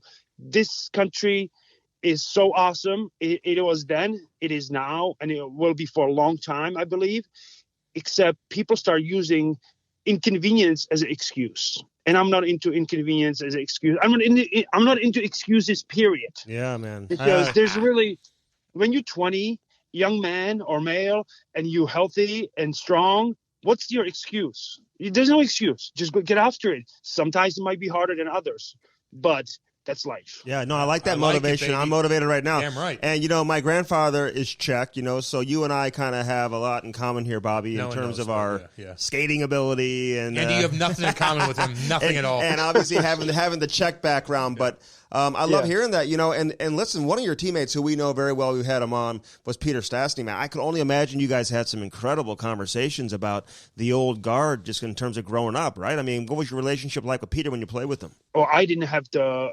upside like Peter Stastny or some of these guys, but it didn't mean that I'm not going to try, that I'm not going to give my best. So Peter Stastny's been, as I said, Ivan Lendl and Peter Stastny were one of my biggest inspiration and role models growing up. This is going back to late 70s, early 80s. And I got to play with Peter. I got to play against him. I got to meet Ivan Lendl, several times and all that. So it's like, it's a small world. It's a small country. And if I could be that for others, I would love to. But right now, the youth is not their fault, but they are different culture. Yeah. And then you played against Paul, which had to be, I'm sure like, whatever, maybe you guys had some exchanges on the ice. But can you explain what Peter went through? Like, just to come over and he and his brothers, like, my God. He told the story. He did tell the story, but, just in terms of the respect level you have for him, like people just don't get it. They don't understand what this guy means to the current players that are from the Czech Republic and how he paved the way, right? You know what? If you said that about Czech, Peter Stastny is Slovak. He's a proud Slovakian heritage and all that. I gotta be precise, but at the time it was Czechoslovakia. Two nations were under the same country. Having said that, you cannot call Peter Slovak because Czech, because he would take it personally, and I just like Marian Hosta is from Slovakia, is Dano Chara, all Slovakians. But at the time when we were growing up, it was one country, and it didn't matter if you were Czech or Slovak. You looked up to these guys, and it was like, these guys are my inspiration, my role models. And their story, was similar to Václav Nedomansky, who most recently got long overdue inducted in the Hockey Hall of Fame, who came almost about 8 years prior to Peter, and he was the first big-time player coming from Czechoslovakia. And again, I stayed in touch with Václav Nedomansky because to me, what these guys, between Nedomansky and Stastny's brothers, what they did, they they had it much harder than us, in a sense of they came in and nobody believed, nobody had confidence that, and there was a lot of animosity because they came from Eastern Europe, so they had it hard. But you know what? They were so good. They showed everyone that players from that country are just as good as anybody else. And then we came 10 years later, and we had it like, maybe we'll give him a chance. And we had the little different opportunities. And then guys like Patrick Elias, Peter Sakura, they came 5-6 years later after us, and it just kind of the opportunities and the attitude started changing towards players from that country. And, in the last 20, 30 years, we've had some great players coming from there. And I believe some Hall of Famers as well, like Marian Hossa recently inducted. Mm-hmm.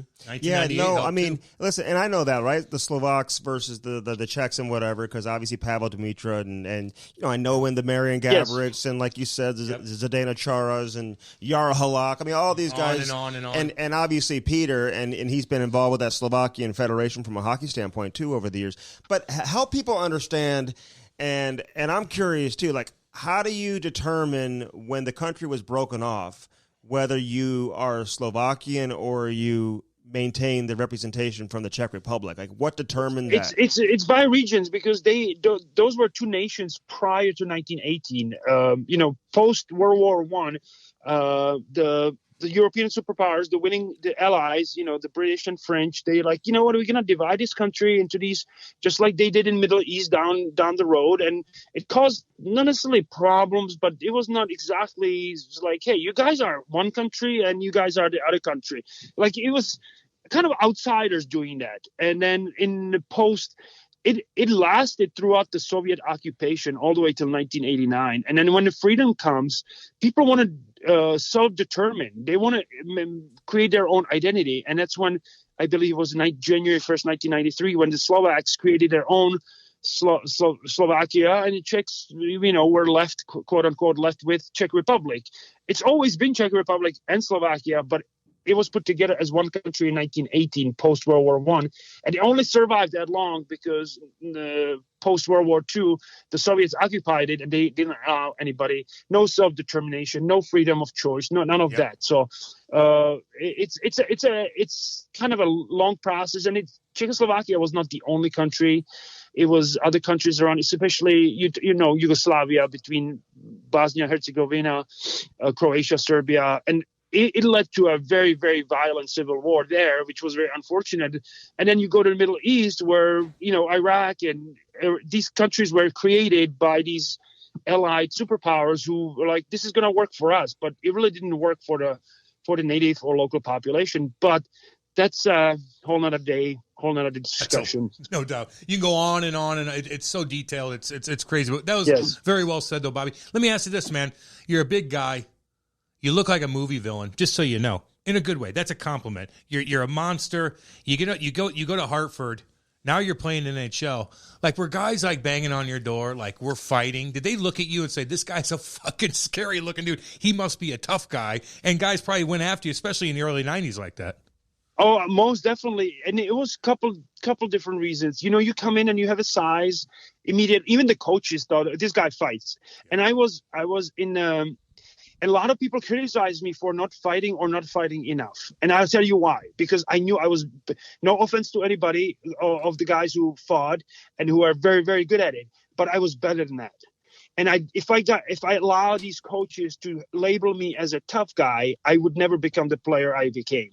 And it was not easy, because there was a lot of I don't want to say pressure, just a lot of animosity towards my decision to become a better player than that, not to fall into that fold.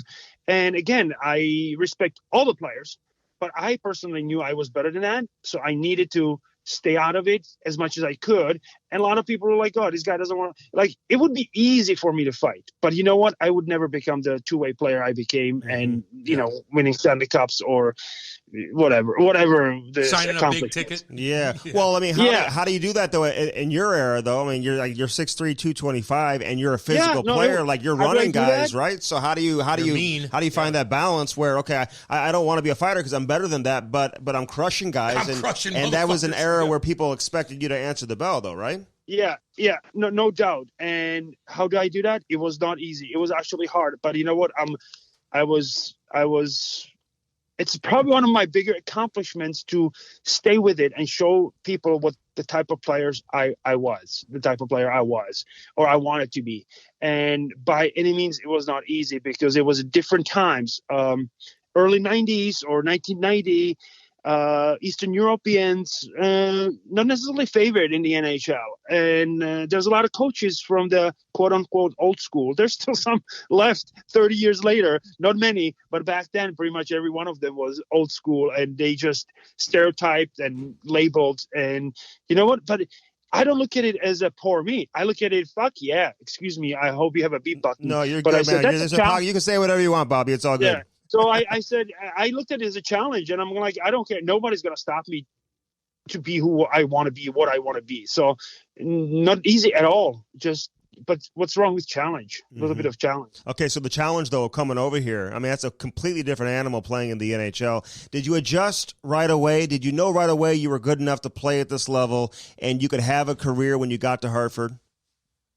Oh yeah, like my dad, he was a legendary player, so was my uncle, and he couldn't come over to the United States. He was just a year or two older than Václav Nedomanský, and this is early, we talking late 60s, early 70s, and he would have loved to have the opportunity to play in NHL, but he couldn't. It's just different times. The reoccupation just happened again, and there was no way he could leave with two young children and a wife and all that. So he was like, well, I couldn't make it. My son will, and I'm going to make him, my dad was excellent at knowing his weaknesses or even identifying. As good of a player he was a great coach, and he identifying weaknesses and strength. It's part of being a great coach. And it's this way, we always worked on something that he knew I naturally not going to be good at it. Like for a big guy, he's like, we're going to work on your skating until you blue in the face it, because you cannot have skating as your liability. Wow. And that was a huge kind of a vision that he had. And he said, I was a terrible skater. I had a bad shot. You're going to be a good skater, and you're going to have a good shot, and everything else, the desire, the will, that comes naturally. You have no problem with that. But so my dad passed away about 6-7 years ago, and to this day when I go for a walk, I hike in the woods or hunt in Wyoming, and when I'm by myself, when I reflect on what he taught me is incredible. How ahead of times he was, but unfortunately because of his personality, he was kind of rough guy, and so people didn't necessarily listen or pay as much attention to him as they should, but I did. And it serves me well to this day. Yeah, and I said 6'3", 225. I'm seeing other places where you're like 6'4", 240. Yeah, he's a fucking monster, Andy. I mean, and you probably hunt grizzly over there in like Wyoming, grizzly, like with your bare hands or whatever. Actually, I like the birds, the little quail down to Arizona or grouse in the woods. Yeah. I'm not a big game hunter. I love the bird hunting because it's upland bird hunting. It's a big challenge, and yes, I like to chase them through the woods or through the desert down in Arizona, New Mexico, and all that. So that's. Hey, real quick though, because he's a bird watcher, by the way. Okay. Don't listen to that. Hey, listen though, but real quick, because you referenced it a couple times now. You said your dad was like a legendary player, so was your uncle. So, like, I mean, how good are we talking? Oh, like, well, let the people know. Gold medal, world champion. My uncle, multiple gold medals, like 3 world champions, multiple Olympic medals. I mean, how much better can you get than when you look at my uncle's record, because my uncle was just incredible hockey player. My dad was more of a legend. There's actually a book being written by a friend of mine from UC Davis up in California, and he's a political science teacher or professor, and he was doing research on sports and politics, and then he came across these 1969 games, Czechoslovakia against Soviet Union, post the Soviet reoccupation, and it's a very, very long story, but it is a book written, and my dad plays a main role because not only he was a great player and multiple world champion, just like my uncle, and multiple Olympic medalist, he was also a legendary anti-communist and fought the regime, the system, while he could. And you know what? They really could do very little to him because the country actually, he was that good. The country needed him, or the team needed him. That's how good he was. They couldn't really. He had files. The secret police, they just became public files on my dad and all that. But they couldn't really do anything to him because they actually needed him to be on the national team, because that's how good he was. Okay, so what do you mean by, as far as rebelling? Rebellion, being rebellious against the system. Like, what does that actually mean? Like, what is he? Extreme. You've heard of regimes or tyrannies completely getting rid of a free speech. You can't say anything against the system, against the regime, nothing. Well, he didn't care. He said what he wanted to say. He criticized the communist regime and all that, and throughout the years. And actually, when I saw the files for the secret police files, his cover of his files had a big bold letter name on it. His nickname was the Rebel. That's secret police. Yeah. Wow. So was the family ever in danger or anything like that?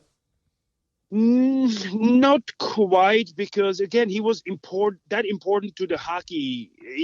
Like, it's hard to understand for people who do not. And I'm not saying you don't know his history or you don't know the time, late 60s. Hockey was that important to the country because it was like a propaganda, just like the Soviets. Hey, we are good at hockey. That means communism, good thing. Yep. It was a strictly. So they used my dad, which was fine. He was a hockey player, but he also was very outspoken. And as I said, there's a book being written, and it's going to be coming out next year. If you want to have me on in a year, we can talk about the books. Should be out. No, we're hiring you, Bob. No, Bobby. We're hiring you. You're working with us. You're working with us. We're working for you. You just signed it. And make sure that book's on tape too, because then Cam will be able to listen to it. Hey, let me ask you this though, Bobby. You're a disciplined dude. God Almighty, like just listening to you just pumps me up. I want to do a workout after this. I may even go hunt. I may you don't get a even gun. know how to shoot a goddamn gun, so stop it. All right, but let me ask you this: you get to the Devils. You got Lou. I played for Lou. It's the best thing that's ever happened to me. Very disciplined. Just everything just needs to be right with him and you need to be on his terms. Like, how'd you get along with Lou? Was it the perfect fit for you to turn into the player that you turned into? A perfect fit is an understatement. It was awesome. Best boss I ever had. Yep. I learned so much from him. I still use that. Again, I'm not doing any big project. I just work with youth that I believe needs help from people like us. And so I use his teachings, literally his teachings and his values and his principles to this day. And I can't, it was, growing up with my dad, going to play for Lou was like, this is easy. This is nothing. Yep. Like, I was ready. I was prepared. My dad knew what to do to prepare me for anything that comes my way. And that's why Lou, yeah, that's good. Discipline is good. Dress code is awesome.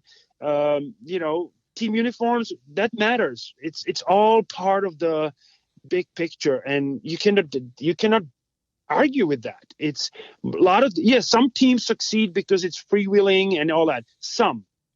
But most teams should adapt that kind of approach because young hockey players thrive in a structured environment. Very, very few thrive in a loosey-goosey because eventually you need boundaries, especially when you're 18, 19, 21, 23 years old. You just got in the AHL or you're getting a contract. There's no boundaries, you're going to lose yourself. Damn right. So I'm all about that. And again, I use that mentoring young males or boys or teenage boys or whatever. Whoever I kind of get together with. Yeah, I know. Listen, I hear people say all the time, like the young kids, you got to treat them differently and whatever. Like that's bullshit. No. It's like they will adjust. I mean, hey, if you're in charge, whatever, they can conform to whatever the rules and the guidelines are. I mean, there's some things you got to change. Don't get me wrong. There's some things you got to change for sure. But that's our response. One more thing to that. Our responsibility as adults or veterans or managers or teachers is to teach them the skill. They don't have those skills to handle freedom. We have to teach it to them through boundaries, through principles. And once they learn that, then you start giving them, a little bit here, a little bit there, and see how they handle it. You just don't throw it at them without them having skills to handle it, or tools. And that's the thing. We're like, oh, they'll figure out. Well, they could also ruin their life. Yeah. Well, you signed that big ticket with the Rangers. I got a couple ways to ask this question before we get into your time with New York. Do you regret leaving the Devils? And did you have no other option? Like, what did Lou offer you to stay?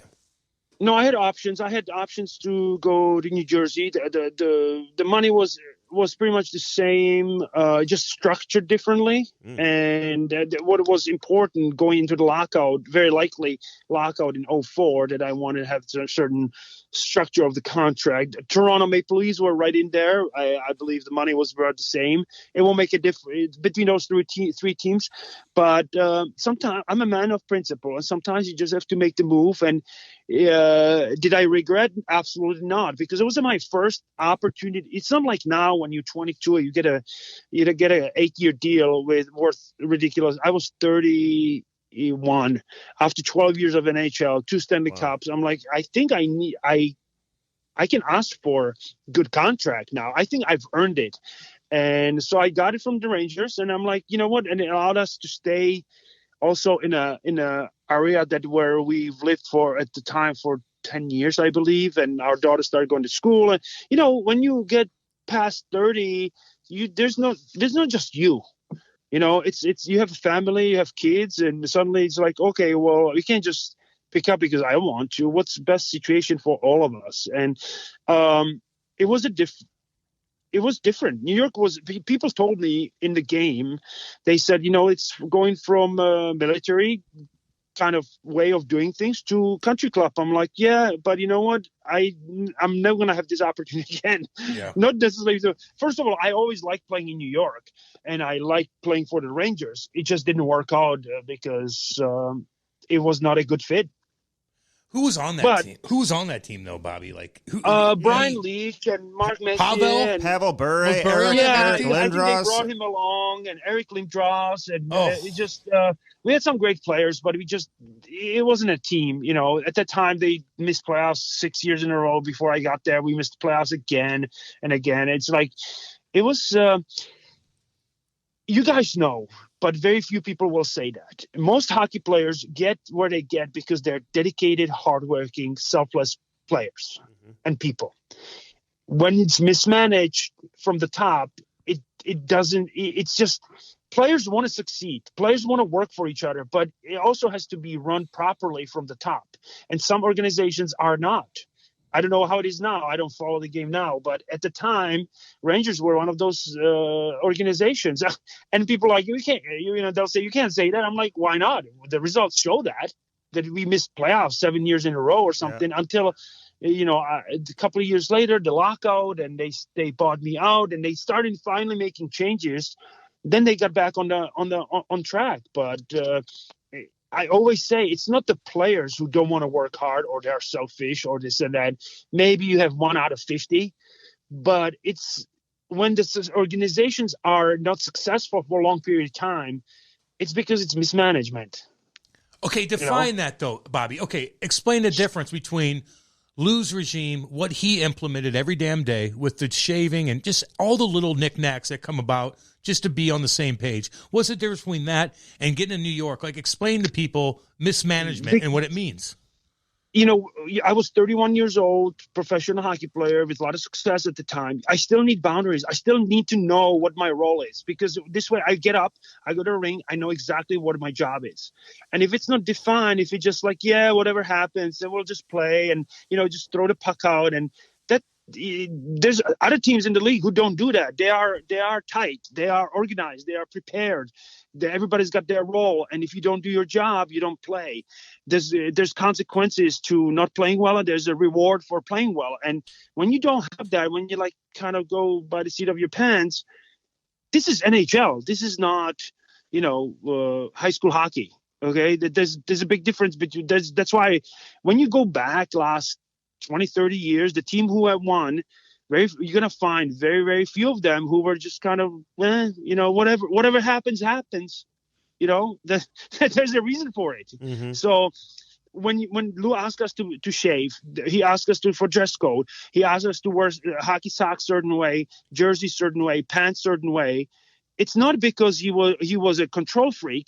He wanted us, each individual, to be part of the team, not necessarily to be our own. Yep. If you wanted to be your own individual, go play tennis or go do skateboarding for a living, like self-expression. But if you're on a team, you're a part of the team, and your role is this, and this is how we operate. Yeah. And people are like, well, that's not right. And well, you want to win Stanley Cups or you don't? I do. So I worked with it. I was very happy doing it. Yeah, and we've had a lot of guys on who say they echo the same sentiments. Yeah, I mean, they love playing for Lou. I mean, we don't have too many guys who come on here who say otherwise. The Cam Strick Podcast is brought to you by Bellman and Bellman.com. BEHLMANN.com. Get out there to Detroit, Missouri. Check it out. On one side, you got the Buick, the GMC. Options for everybody. Then right across the street, you got the Chrysler, Dodge, Jeep, and Ram. Again, find something that works for you and get yourself a new set of wheels in time for the winter. Now, back to the interview. But the Rangers situation, I mean, all these superstar players that you guys had. I mean, and like, are they playing for a paycheck? You've got Glenn Sather as the head coach. I think you have Brian Trottier, actually, to start your career there in New York, who was a head coach. Like, what was missing? You say from the top. I want to start with the coaches first. Like, what didn't they have to get everybody to buy in to create that team concept? And was it about all these guys that you had there making a ton of money, who had success elsewhere? They were individual superstars. Like, were they playing for the paycheck, and just the overall team concept wasn't there? What was it? I played 13 plus 100 games plus 100 plus in the playoffs, and very few times I saw somebody who actually just hardly ever to play for the money, because I believe it's not worth it. It's so much, the game is so much fun, and winning as a team is far more fun than it is, getting your stats padded by, being selfish. So it doesn't happen often. And I really cannot say that there's many players who played for the money. I didn't know about anybody. But when you don't have a common direction, when not everybody's on the same boat, one guy wants to play with the left wing lock, the other one with the center back. Like, what I'm saying is we were not kind of on the same page as what direction this team is going to go. We had great players, and there was actually a lot of fun playing with those guys and getting to know them, because my first part of my career was playing against these guys and abusing them on a nightly basis.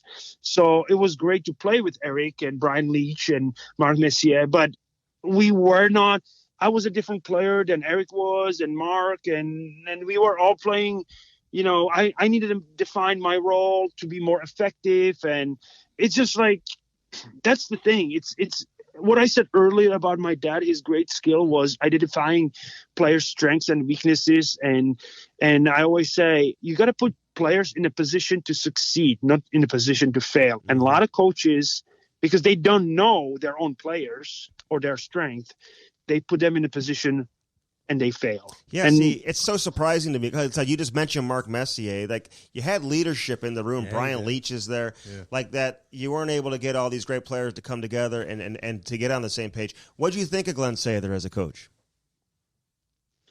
You know what? It was actually, I hate to say it, as great of a player as Brian Trottier was, the coaching was not, obviously, but Glenn Sather took over, and it was actually fun. He was pretty good. But again, ultimately, it was not what he, I believe, wanted to do. So it was just a tough time. I think the lockout, when it happened, it was a great thing for New York Rangers, because they had opportunity to regroup and start in a new direction. When the salary cap was $39 million right after the lockout. What they had kind of trimmed the fad and then get into really like, hey, we got to get team players. They might not be getting paid, but we got to play a different way.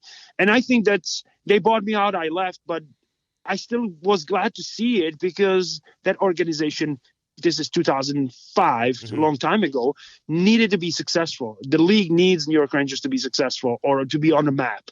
And I think the lockout and at the time, the salary cap at the lower lower level was a blessing to New York Rangers because they had to build a team, not buy a team. I got Yes. you. Okay, Damn so right. the buyout, did you see it coming? Were you pissed off? Were you embarrassed? Like, what was your take on the actual buyout when that happened? No, I kind of saw it coming, and I remember Glenn Sader calling me, and he's like, "Oh, Bobby, we're gonna put you on the waivers." I said, "You mean buy me out?" And he's like, "Well, it's probably going to happen." I said, "It's Glenn. I appreciate the opportunity because I really love playing for New York Rangers. It just didn't work out that way. Playing in New York City in the Madison Square Garden, it's a dream, and it was, I always played there. I played there for 10 years as a New Jersey Devil, and it was always a great time. And I had the opportunity to call it a home ring, and I really enjoyed it. It's just sometimes things just don't work out. That's the thing. You can't always have it exactly the way you want. Sometimes it doesn't work out, and you got to get up and do it again. So in '95, let me go back with you, and you were a prominent role in both Stanley Cups, but you're playing for the Devils. You go into the Stanley Cup Finals in '95. Of course, that's a lockout year. It's kind of fucked up anyway, but you play against the Red Wings. And this is when they got all the Russians. They had like 190 points in the regular season. So when you went into that series, were you like, this is going to be a fucking battle? And be known to you guys, you swept them 4 straight. But what was the mindset going against that powerhouse Red Wings team? And no one was really talking about you guys at the time.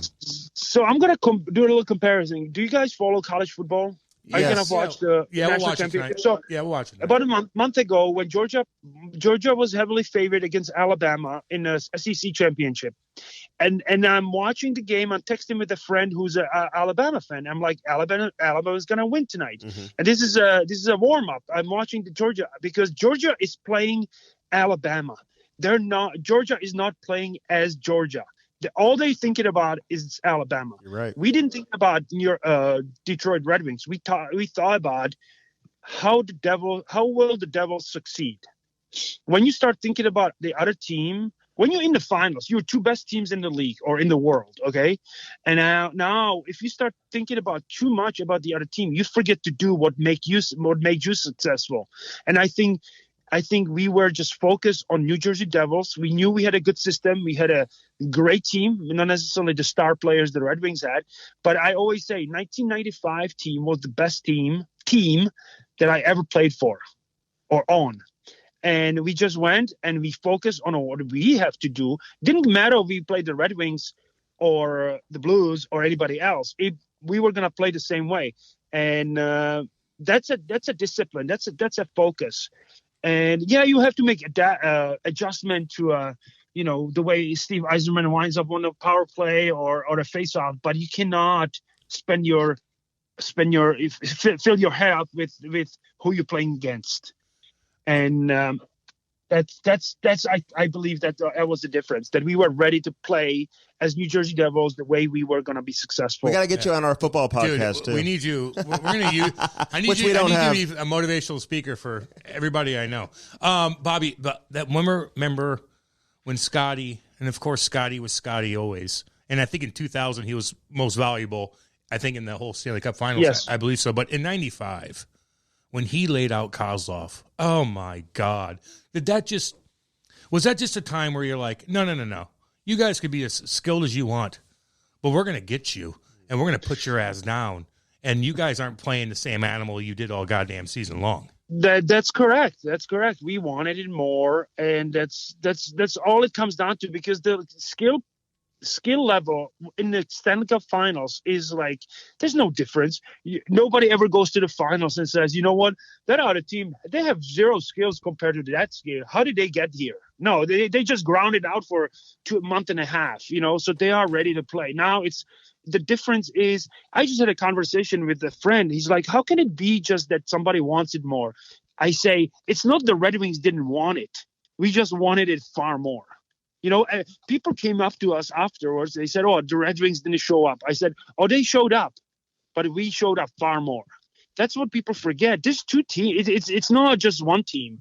It's just the other team is much better, wants it more. Everybody wants it, but somebody just wants it more. That's how we get winners. Tell us about Jacques Lemaire, though, like just in terms of what he meant and how good of a coach he was. Everyone talks about his system, how he played and whatever. Like, was that something everybody bought into? Was there ever any pushback? And how much influence did he have on you? So best coach I've ever had. He explained the game. And also I played a left wing, right wing, a little bit dabbled in the center. Jacques Lemaire came in. He's like, you're playing center, because I grew up playing center. I was a center. I was a two-way center. It's identifying what you got. And he's like, he put me on the fourth line. I play on the crash line, infamous or famous crash line. And I eventually worked my way up to the top. But he was so awesome. He simplified the game. He made it so fun. Was he demanding? Absolutely. But was the pushback? There's a lot of players who didn't want to play his way, but you know what? They complied, and they had success, and it made their career better. And then what it went on for what Jacques Lemaire built in New Jersey, it went on for almost 20 years. And in those 20 years, generations of players learned that system, the culture and everything, and they're teaching others now. So Jacques Lemaire, it's his legacy is going to go on as long as all the players who played for him are around. Yeah, that's right. I mean, it's crazy. Did it bother you when you left the Devils and they won the Stanley Cup the first year you were gone? Like, was that hard for you to watch? No, because they deserved it. I'm a pretty black and white kind of guy. Listen, I went to New York because the money was the best, and there was other things that I'll be honest about it. As I said, 12 years in, I believe I was one of the best players at what I do, if not the best in the league. And I wanted to get paid, because I'll break a leg the first game and it's all over, or stick in the eye, whatever, it happens.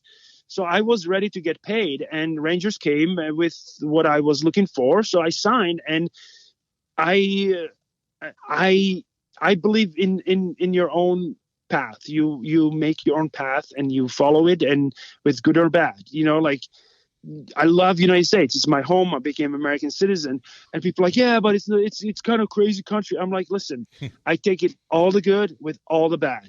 That's life. And compared to what, right? It's a crazy country. Exactly. Compared to what? Signing with the Rangers was not such a bad thing, because I had a financial security for the rest of my life. I got that, man. That I've earned, I believe, So. And you got 2 cups in your back pocket. Yeah, man. Well, what about the 1998 Olympic team? Were you not on that team? Like, how come you didn't make that team? I was not on that team because I became in November 4th, 1996, I became a U.S. citizen, which was my dream, because I came from I don't want to say our family was oppressed, but it was not a great time in a communist Czechoslovakia for what it was my grandparents or great grandfathers or my dad and all that. So I wanted to be free. I wanted to become American and be, as I said, to take this country to be full on American. It's not just part-time, not just convenience, just I'll take everything that comes with it, good and bad. And that was before the professionals could play before the NHL decided that the professionals or NHL players will attend Olympic Games. So I became an American citizen, and I gave up my Czech citizenship because I'm one or the other. And then, a few months later, they announced, okay, a year and a half later, Nagano professionals or NHL players will play in the Olympics. So I'm like, well, I can't play for the Americans because I already played for the Czechs at the World Championship. I don't know if the rule still applies, but at the time, once you represent one country during IIHF events, sponsored events or whatever you want to call it. Yeah, no, that's still in place. You can't represent another country, So I'm like, again, that's like signing with the Rangers and Devils winning the Stanley. That's life. There's more to life than hockey. And I'm a principled man, and there's certain things I take it, and I have no problem with that. I believe I stick with my principles, or sticking to my principles and values is far more important than another medal or another. Being a U.S. citizen is very but weren't important. you like a dual citizen though? Didn't you still have your citizenship of the Czech Republic? I gave up Czech citizenship because I became American, and I just said a couple of minutes ago I'm one or the other. I'm not gonna. I'm not a dual thing. I'm not splitting for convenience. It's. People might call me the guy's fucked up or he's crazy, but that's who I am and that's what I am. So it's no, You're American citizen. but So there was no chance, like they would not, like you would not have been eligible to play for them, or they made that choice. I was not eligible to play for Americans who I really wanted to. No, play I mean for. the Czech Republic. Like even though you were an American citizen, like they said, hey, you can't play for us. I could. Yeah, but you could. It was only in mid to late 90s, not even. And my experiences, as I said, with that country, it was a great place to grow up and learn how to play hockey. But as far as representing it again, I was not ready for it. And all right. Yeah, man. I mean, but all your boys were on the team, though, right? I mean, Yager, Hasek, all those, you know? Yeah. I mean, you grew up with all those. I want to know about Dominik Hasek as a teenager. Like, what was he like? You know what? He was just a hardworking guy. You know, people think, what's so special? I'm like, there's nothing special. He just worked harder than anybody. Yeah, he was talented, but without the work ethic, he wouldn't be where he is. It's like he might be a little different, but all goalies are in their own way. So to me, it's a no-brainer. Just you work hard and you become great. Did you know he was going to be great, though? Like you saw greatness in his future? Yeah. Like, people like him, Yager, they were just different, right? Oh, no doubt. Yager was, I remember maybe first time we played against each other, we were 10, 12 years old. You knew that's a whole another planet.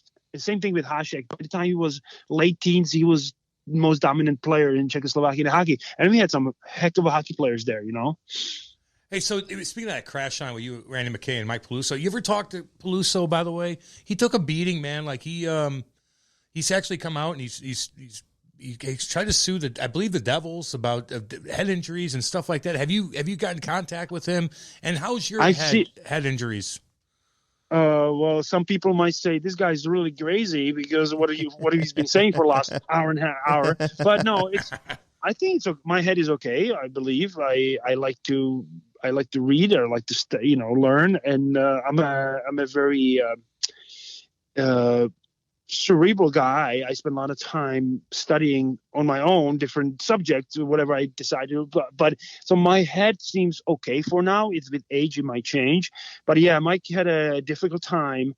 Mike and a lot of the guys in that quote unquote business, but you guys again. Substance abuse didn't help anybody with that, and I think it was fairly. What should I say? It was part of the game, part of it, and I think that made things worse. And a lot of times they just look at the head part, and I agree, it's no good. But we have to look at the whole picture. So you're saying if you combine the head injuries with substance abuse, then it's a completely different animal. I'm not a doctor, but I don't know. I like to question or look into things. I don't just go like, oh yeah, we all got hit in the head. We're all gonna be sick at 55. Mm-hmm.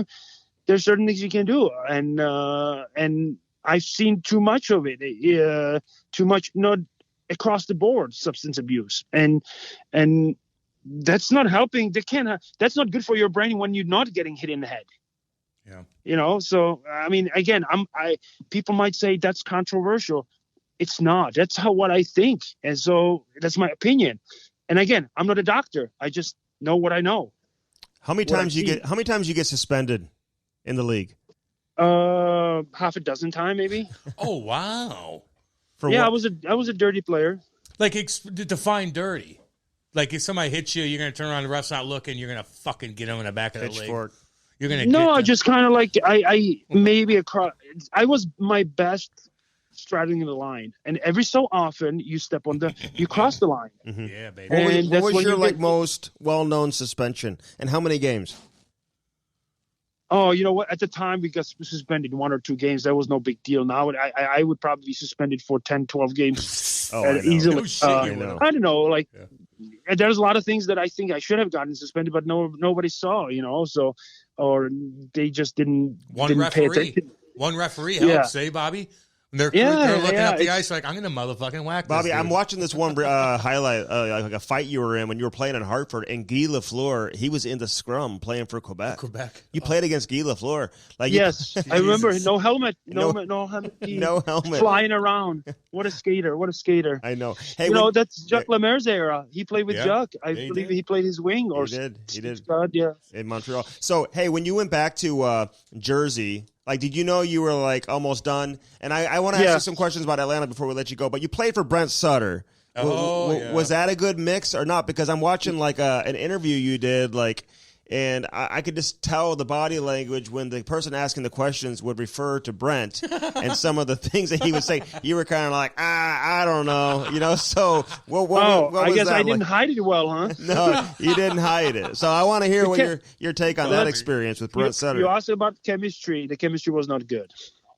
So it was too bad because my last year. No, going into that year, I didn't know it was going to be my last year, but that I blocked Ovechkin one-timer with my right hand and almost lost a finger. So I had a surgery. I missed some time.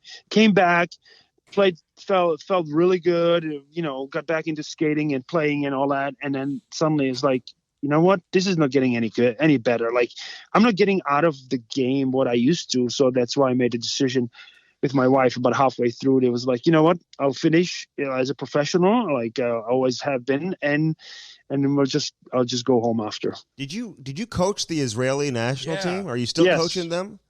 No, I did before the pandemic and all that, and it was phenomenal. I went there a few times for a hockey camp, running a hockey school in the summer, and then they asked me to coach their U18, U20, and the men's team in the World Championships in their own respective divisions, and it was phenomenal. One of the best things I've ever done in hockey. Ever. Why is that though, Bobby? Are they disciplined? Great was that people. in Israel too, by the way? We would go to Israel for the hockey schools and some training camps, but then we traveled all over with the teams, and they're just awesome people. And you know what? You are helping. I'm a huge historian. I love to read. I'm just beautiful. I country. do a lot of beautiful country. Yes, it's phenomenal. Hey, they're tough too, by the way. You can send rockets over; they'll get you. And I told the kids, you know, when my first term was with the U20s, that those are 16, 17-year-old kids. I said, you know, this is far bigger than hockey. You know, you're representing your people, and your people. It's not always easy around the world. Like, it was so deep. And I always was a huge Israel admirer and Jewish people admire because the resistance, the will to survive, not only survive, but to thrive. Yep. So our experiences in Israel over those 2-3 years, I went maybe 6-7 times, and plus travel with them. It was just one of the best human experiences I've ever had. I always liked. I was ever since I came to the United States, I had an opportunity to get on my hands on some uncensored, books and history books and all that stuff. And I just admire Israel because they're a small country, but they always stand up for themselves. And we were a small country and we couldn't. You know, it was just So I kind of had this. I could relate to them, and I was admiring them that they have. And then when all this opportunity came to go there and work or volunteer and all that, and it became just a great time in my life. My family came with me, and everybody enjoyed being there and just getting to know the place and the people. It's truly special place, and I say it's. Israel, I've been there many times, and I say it's like a birth of a child. We all know how it happens, but it's a miracle every time it happens. And Israel, you know how they became independent, how everything. But when you're there, you're like, wow, this is still a miracle every single day because they are surrounded by enemies. Yeah, they are. Every day, within miles, They're not hundreds of miles. Yep. Yeah, tiny country. Miles. The Red Sea right there. Tiny country. What people don't realize, I don't mean to get too political, but Israelis are the most peace-loving people. They just want to be left alone. They want to live in peace. But unfortunately, that's not the case. So they have to defend themselves. Yep. Wow, I see it all the time. Yeah, you're a man of history, man. I love all the knowledge that you're bringing to the table. That's why, we don't even like talking hockey. I'd rather talk about the history, honestly. But I will get back to hockey because you played in Atlanta. I'm curious what you thought about living in Atlanta, playing in Atlanta. Hot Atlanta. You know, I don't know if you're in Atlanta right now. You know, they've got a lot of Atlanta Thrasher fans that are listening to this show right now. Hey, but go ahead. That was a great example of again, mismanagement, because the ownership, there was many members of the ownership. You know, there wasn't just one guy who hired a GM. It was just like everybody's got something to say. Everybody wants to see it a certain way.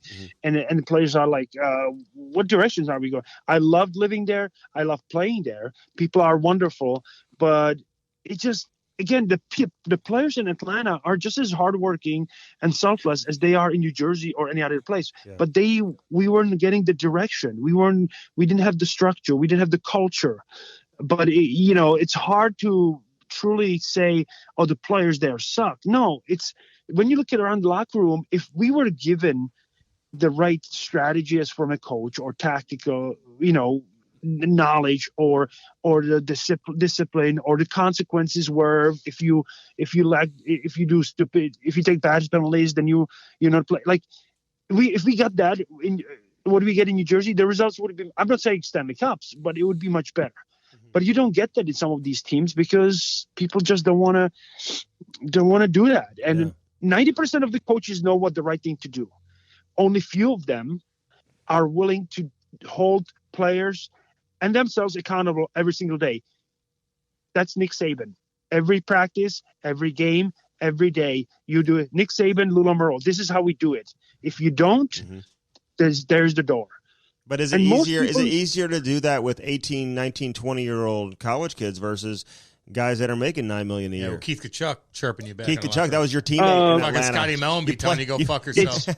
You as a why are you guys talking about all the former St. Louis Blues? We know their personality, Big Bobby. Wall. Yeah, I know. Yeah. It's you as a coach or GM, you have to pick the right players. Sometimes you give up talent for more character. Sometimes you give up, left shot, but the player with the right-handed shot that you don't need is going to fit better. That's part of managing the team or building a team. You have to know who you need and who the players are. And we go back to knowing the players. This guy is the most talented player in the league, but do I need him on my team? Yeah. Or do I need a guy who works a little harder, who makes others better? That's a great point, man. 100%. Yeah. 100%. No, you got to have all the pieces to the puzzle have to fit in order to create a championship goal or whatever. And Kachuk, you only played 18 games with him, I think. You probably it felt like you played like 7 seasons probably with Big Walt. Yes, correct. He ages you, doesn't he, Bobby? He shows up. It's Big Walt show, there's no question. Hey, but you had the young Ilya Kovalchuk. Oh, our boy. And Marian Hossa, like we talked about, these guys were just entering their prime, even though Kovalchuk was scoring 50 goals. Oh, God. What was your reaction when you're watching this kid where you're like, oh my God, he's unbelievable? I knew him a couple of years from playing against him, but again, it's, he comes, again, this might be a little, so for a lot of people kind of like, wow, this guy, but this is my take. Mm-hmm. He comes to Atlanta. He's the superstar. He's a phenomenal hockey player, individually. So the owners are like, hey, we let him do whatever he wants because we can market the shit out of him and people will come. Well, you know what? People get tired of seeing 50 goal scorer. They want to see winners. Yeah. And so, but by you 18-year-old, 19-year-old great hockey player, when he's not learning to be part of the team or play for the team, you're not going to teach him that at 27. Okay, so you got to grab them right away, and that's what Lou was great at. He takes Scott Niedermayer at 18 or 19, or Marty Brodeur, and he says, "You playing X amount of games, and you're going to practice your ass off because that's how you get better. This is how you got to learn." And these guys are, first ballot Hall of Famers. Eventually became, but they had the same amount of talent as Ilya Kovalchuk or any other ones, but they were handled differently, and it comes from the top. The players don't know. They just play. What they do with Covey hard. then, Bobby, were they just like, okay, Covey, and I play with Covey. He was the sweetest guy in the world. Great in the locker room. But it doesn't matter if you're a sweet guy or not. If the organization lets you do it however you want, and you're riding this high because you're the best of the best, you have to be controlled. Was he just able to do whatever the hell he wants? I mean, what do you mean by that? Yeah. Well, when eventually you start putting together a better team and Covey's still scoring 50 goals, let's say any 50 goal scorer or any high net worth individual player, you know what? I feel like why don't you score 42 but help the team a certain way, or 38 goals? Don't you want to win? But if it's all about scoring 50 goals, then the team is not going to win because the coach is all about seeing the guys score 50 goals and the rest of the players are working hard for the team. But it's like, You know what I'm saying? You guys have been on the team. Yeah, you know what I'm no, saying? No, Andy hasn't. No, Bobby, Andy hasn't. No. Here's the best example that you could use, though, is a guy like Brett Hull, who was scoring 60, 70, 80 goals here. 86. He goes to Dallas, and all of a sudden, like, he had to make some adjustments. Yeah, he did. And he'll tell you, Steve Yzerman in Detroit. Same thing.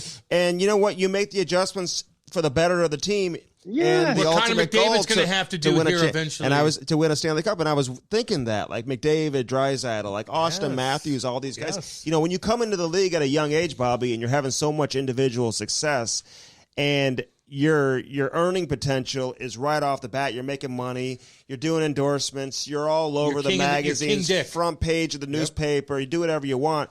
It's difficult once you kind of let them loose to kind of reel them back in, though, isn't it? Absolutely. That's why Lou, going back to Lou Lamoriello, the best boss I ever had, wouldn't let that happen. But it was a different time. It's different now because nowadays with again, I'm not commenting on today. We were talking about my time, my era, and you cannot it doesn't matter how good they are. You still have to teach them. The players, Steve Yzerman, Brett Hull, these guys didn't go to Brett Hull didn't go to Dallas and suddenly knew. He was taught that by Hitchcock and Steve Yzerman by Scotty Bowman. You know, Steve Yzerman played for a long time before Scotty Bowman shows up. Right. And then suddenly, like, oh, if I'm like your number 2 center, and if I score, instead of 105 points, if I score 75, 72, 70 points, but make the team better or make my team line mates better, we have a stronger line. A stronger line makes a deeper team. But players don't know that.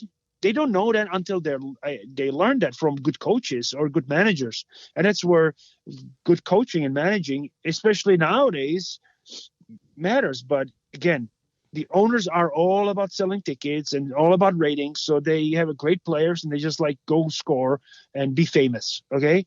And they don't realize that what's more famous is Stanley Cups, winning Stanley Cups. That's far better than having a 50 goal scorer or 120 point getter. Yeah. But no, well, that was my mindset. That's why I only got like 3 points a year, Bobby, because I wanted. That's right. Yeah, you could easily get 6, but I could have got 6. If he was, I didn't want to. Andy. If he would have bought into the team, he would have gotten 6 points instead of he was selfish. Well, I wasn't a team player, Bobby. Before we let you go, you say you don't watch any hockey. I mean, you got to watch some hockey. I mean, you don't pay attention to it? I don't at all. I actually have not since a couple of years ago. Since this kind of an awkward schedule and this and that, I'm like, and I'm not a fan. I liked in the past when I had guys. Well, after I retired, I watched games. The guys we used to play, I would, if they needed help, I would help them out, or follow certain teams and all that. But I need a purpose. I can't just watch a game for the fun of it, because the fun was the playing it, not necessarily watching it. I hear you. I hear you, Bobby. Yeah. No, I get that. In the pandemic, listen, watching a fucking sport with no fans cheering, I'm sorry. I don't give a fuck what it is. It's like, it's depressing. And then, the games are canceled because 25-year-old world-class athletes were tested positive. What's the difference? They don't even know they're tested positive. Like, just Bobby, don't even confuse yourself. Don't even. I hear you. No, I know. We think alike. We think alike, Bobby. I just have a question about Czechs in general. Like, did they get along with all the other? Like, did you get along with the Russian players, the Finns, like the Slovaks? Like, everybody all get along, or how, like when you're all put together in an NHL dressing room, how does that go? No, that was all good. All good. We are. I think the best guys are Swedes. They were just so low maintenance. Yeah. They were always ready. I always said that. Like, every coach wants 20 Swedes on the team. Obviously, it's not impossible, but they are always in shape. They're always ready to practice. They're all ready to play. They know their role. They know exactly. They're disciplined. They put the team first. I always said, they're different. They're different personalities. And if you bring, they're just they're like, okay, this is my job. This is what I'm gonna do, and I'm gonna do it the best I can. And it's boom, that's done. And you know that you're gonna get it for the 15-year career they have every single day. Yeah. And then you get some, temperamental guys, and it's different, or guys with personalities, but that's okay. You can't have all vanilla. When you have all vanilla, the result is vanilla. You have to have spicy. You have to have mix up flavors, and it's coach's responsibility to handle that. I always say, when I coached high school in Wyoming for a few years, the players with personalities have a bigger upside than the vanilla guys, but you need both. Yeah. But handling the guys with personalities is much harder but that's my challenge. That's challenge to me as a coach. I'm not gonna say he's difficult and forget it. No, because I know there's upside. I got to work with him and try to get the upside that comes with certain personality. Who's the most underrated player you've ever played with that just no one really talks about? That was just fucking good. Ooh, I know one player. I don't necessarily want to say just fucking good, but one of the most unsung heroes of the Devils Stanley Cup Championships era was Sergei Bure. Sarge and Jay Pandolfo they got Pandolfo's draft pick in the trade for you. Well, right? Yes. From Hartford. Yes. They use that on. Great guy. And I think Boston he's still with the organization. He's with the Boston maybe? Bruins. Yeah. Yeah. With the Bruins. Hey, can we talk about guns real quick before we let you go? Because Sure. Okay. So you're a big gun enthusiast. I've never shot a gun. I don't know about guns and all this type of stuff. So I'm curious how you got into guns, how important gun safety is to you. And he needs a gun. He's got 3 kids. He lives kind of by the city, which is the most hardcore crime-riddled city in the goddamn But I don't United live in States. the city. He's St. Louis or what? Listen, he's in a very wealthy area, but he's still 10 miles away from fucking Syria, basically, which is downtown St. Louis. And he does not have a weapon in his house. He's got 3 beautiful children that I like more than I like him, to be honest with you. And he needs to get a fucking gun, a handgun, and he won't do it because he's a pussy. Can you please explain to him how safety works with guns, how you got into it, and he needs one? So the way I, you gonna mail me one? Can you sign it for me, Bobby? Bobby, it's pathetic. It's pathetic. It's pathetic. That's the thing. When it comes to firearms, there's no really even jokingly breaking the law. There's certain things that you have to do, but the way I got into it is because I'm a history buff. I love history, military history. I always was interested in guns, and I'm in the United States, and we have Second Amendment. So I'm like, when I retired, I had time, so I got into it, and I've enjoyed it. I look at it as being a lawful gun owner makes you a better citizen because you have more responsibility. You got to keep, when you have children around, you got to keep the gun safe. When you are handling the gun, you have to handle it safely. It increases the responsibility as a citizen, and I like it. I like being more responsible. I like being challenged. I like doing the right things. And to me, we have a guaranteed right, and why not exercise it? So kind of when I got into shooting and I got involved with a company called CZ USA. They're out of Czech Republic, but they're in Kansas City, Kansas. And what they do is they import Czech-made firearms and they distribute them to a civilian market in the United States. So I became a spokesperson, and most things I do now is shoot clays, trap skeet, sporting clays, and bird hunt. And I've done TV shows for them. I've done fundraisers and all that. So that's my involvement with firearms. I have other firearms, but what I like the most is the action of sporting clays, trap skeet, or I'd do that. Here's what ignorant people when it comes to guns, just like Andy thinks, is like he thinks that guns itself shoot people, and so he doesn't want to bring a gun to his house because he thinks a gun's going to pick itself up, load it, and then shoot people. It's just not how it works. Explain that to him, please. I work with young. I ran a 4-H shotgun club in Wyoming. So we were like and I like to teach the safety, and I like to teach the responsibility of owning a gun or handling it and all that, because to me it makes, especially for young people, they know what to do, what's right and wrong, and also increases their self-esteem because they're learning a skill. And you don't get, your self-esteem doesn't get better because somebody tells you you're special and you're great at something. You become it by working hard and learning. And so I use the firearms, especially clay shooting, as a way to mentor and teach young men and women, boys and girls, discipline. Yeah, discipline, responsibility. Yes. How many languages do you speak? I just check in English. I'm actually dabbling. I'm starting to, because I'm getting older and you need to challenge your brain. Yeah. I'm trying to find a tutor for Spanish. Yep. And eventually, when I those are my goals, and I want to get back to Russian because I used to speak fluently Russian when I was in high school because we had to, and so again, it's a challenge. It's an intellectual challenge because as we get older, we need to challenge our brain. So, No, if you want to speak Can Spanish, you teach Cam English? teach me the English. I'm from Middle Missouri. No, yeah, man. yeah. I've been there. I have friends in Missouri and from Missouri. Trust me. Hey, well, they own guns. I'll tell you that. Andy's the only one that doesn't. Oh, own yeah. a gun around here. Hey, Bobby, you're the man, dude. Seriously. Oh my God, I didn't know you were this cool. I'm not gonna lie to you. You're the best. You're the best, Thank dude. you. We're going to keep in contact with you. We're going to actually hire you just to have motivational speaking to our fan base. When we need a little pick-me-up, we're going to call you. The fan base. Hey, when you're driving from like Wyoming to South Carolina, do you come through St. Louis or no? I go through St. Louis when I go from Wyoming to Florida or South Carolina. Okay, well, just give me a call. Anyway, give Andy a call. You'll have tons of fun with him not shooting guns. You give me a call, we'll come out and we'll handle some guns. You play golf? You play golf, Bobby? Oh, no. Me? Okay, so you hang out with me. Yeah, hang out with Andy then. Okay, never mind.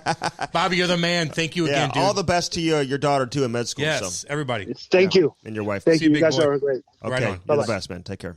Hey, what's up, everybody? That interview was brought to you by Daredevil Hockey and daredevilhockey.com. Use that promo code today, Cam and Strick. It's going to save you 25%.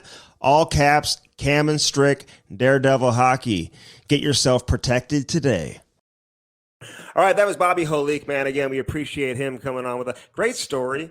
What do you think about them not letting him play for the Olympic team back in 1998, you know, when all that stuff went down with Crawford and Gretzky and whatever? Dominic Hasek standing on his head. I kind of think he should have been able to. I know he was like a U.S. citizen and whatever, but he should have been able to represent his native country. Dude, was I wrong on the mistaken that he kind of he didn't want to kind of thing? Did they really say no to him, or was it more like?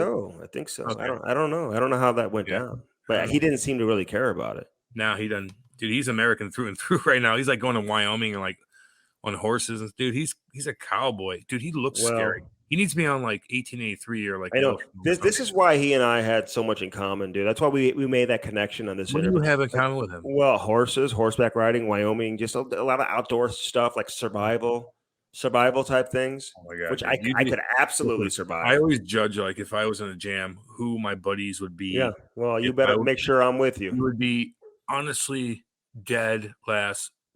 I'd rather have my cat. See, you would be honestly dead, and I'm dead serious, and I love you. Now, business partner wise, like, I'll hook up, but if we're stuck in the woods and we just no way I'd have you. You would be such a nuisance. I'd give you away to a bear probably and be like, oh, take him, and they take you, and I'd get away and do whatever. That's what you would do? You'd be like, no, take him. Well, more like, he's not going to just take you. You're just going to be the one behind me, and I'm just going to outrun you. The bear's going to like toy with you. Like, I'm looking at summer vacation spots right now. Like, where do I want to go? I always like to go places, Cam, where I've never been before. I'm going to Exuma with Mikey. Oh yeah, yacht Cam trip. Only travels when somebody invites him, and he doesn't have to pay to go. Well, I'll go down to Florida, but these guys we're going on another yacht trip. I'm going to do Facebook Live stuff. It's going to be cute. I'm going to starve myself for a month. I'm going to go tanning. I am going tanning. Okay. Like you can't do that. You don't do that. I'm going to spend $500. Kate's going to get sprayed tan, and she's like, I got to pick out the. I don't want you to get sprayed tan. So I might have to put my foot down on that because I'd rather her be but she's very fair skinned. So I'm like, spray tan might be a little bit better, but I don't want her like her fingertips thingies to be like, beep, beep, beep.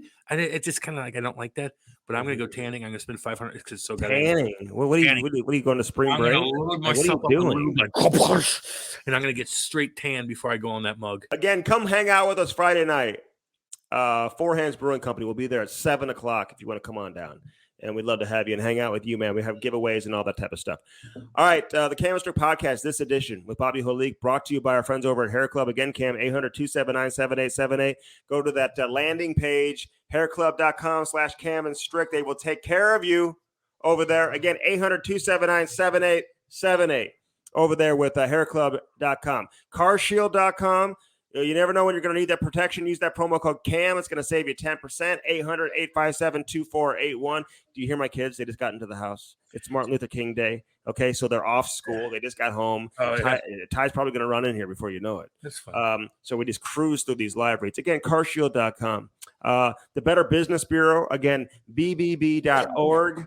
Okay? For over 100 years. They were like created over 100 years ago. Like founded over 100 years ago by ethical business seeking voluntary self-regulation without the need for government regulation. Hell yeah. That's my type of people right there. That's my type of people. Oh, okay, Andy. You just started, whatever. I'm not even going to say it, but go ahead. You're good. Consumers value what, Cam? They value trust. They do. Yeah, well, rating the importance of trusting a company when doing business with them at a 8.6 out of 10. BBB has 5 gestures of trust. Going back since like 2018 or something. So, they operate the Get a Quote program. They got a lot of stuff. Just check out their website, bbb.org. You can always call them locally, 314-645-3300. And Natasha and Chris will take great care of you. Of course, Bellman.com out there in Troy, Missouri. They got the Buick GMC on one side of the street, the other side, which is great too. The Chrysler Dodge Jeep Ram. I'm still looking at that Jeep Cherokee for the springtime, maybe for the summer. I'm looking at the Denali for the winter. I need something for every season, Cam, and they can help you out with that over there with Bellman. They can. So, yes, they can. They can do a lot of things. So go say hi to Dan and everybody over there in Troy, Missouri. Of course, Daredevil Hockey. Use that promo code Cam Strick, all caps, Cam Strick. Save 25% off your purchase. Protect your kids. Protect the hockey player in your family over there with Daredevil Hockey. Do not be a statistic. Going to the emergency room because of a skate laceration, it is a real thing. It's the number one cause of emergency room visits among youth hockey players. We want everybody to be protected, everyone to be safe, everyone to love the game and love it while playing in a safe environment. Daredevil Hockey can certainly help you do that, Cam. Yes. Yeah, no doubt, dude. Yes, because dipshits like step on you and stuff, and you know what? Sometimes you just can't avoid it anyway. Where like I've cut guys and I didn't mean to do it, but then you go to the dipshitville, like guys like Andy, like, I need to go and skate first on this guy. Fucking God. I'm thinking about skate. I'm like, are you going to be out there on Wednesday or? Yeah, I did it last month. Yeah, I'll see you out there. Well, I got a PS5. I got. We didn't even talk about that. We'll talk about that next time. You are so lazy.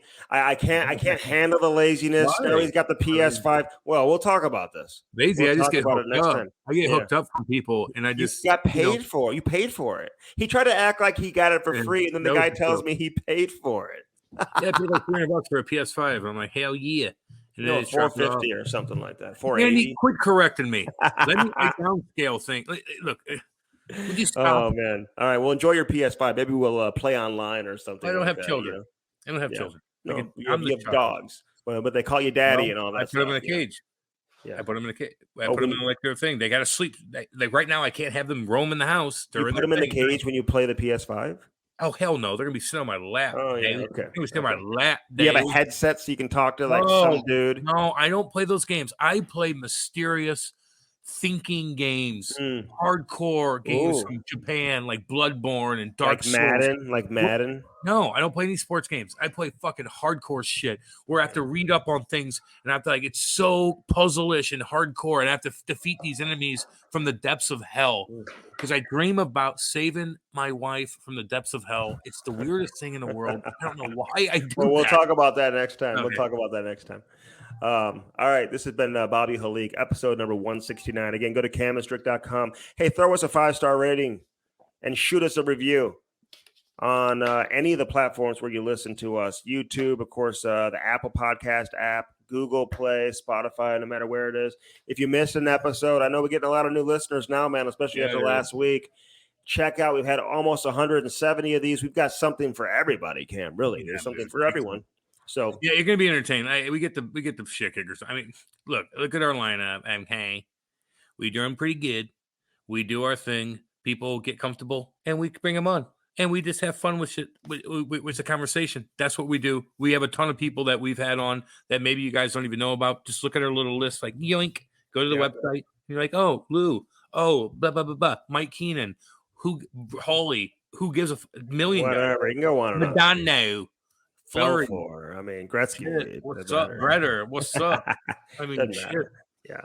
Okay, enjoy it, man. CamAndStrick.com. All right, Cam, enjoy the rest of your day. For everybody affiliated with the podcast, for Brody, for everybody, and especially all those fans out there in Saskatchewan, which I hear it's not as bad over there as it is in Ottawa. Let them live in peace. They're chilling. They're working hard. They're getting motivated. They don't want to think about it. Those are my people. Okay. Until next time, thanks for listening to the Cam Strick Podcast.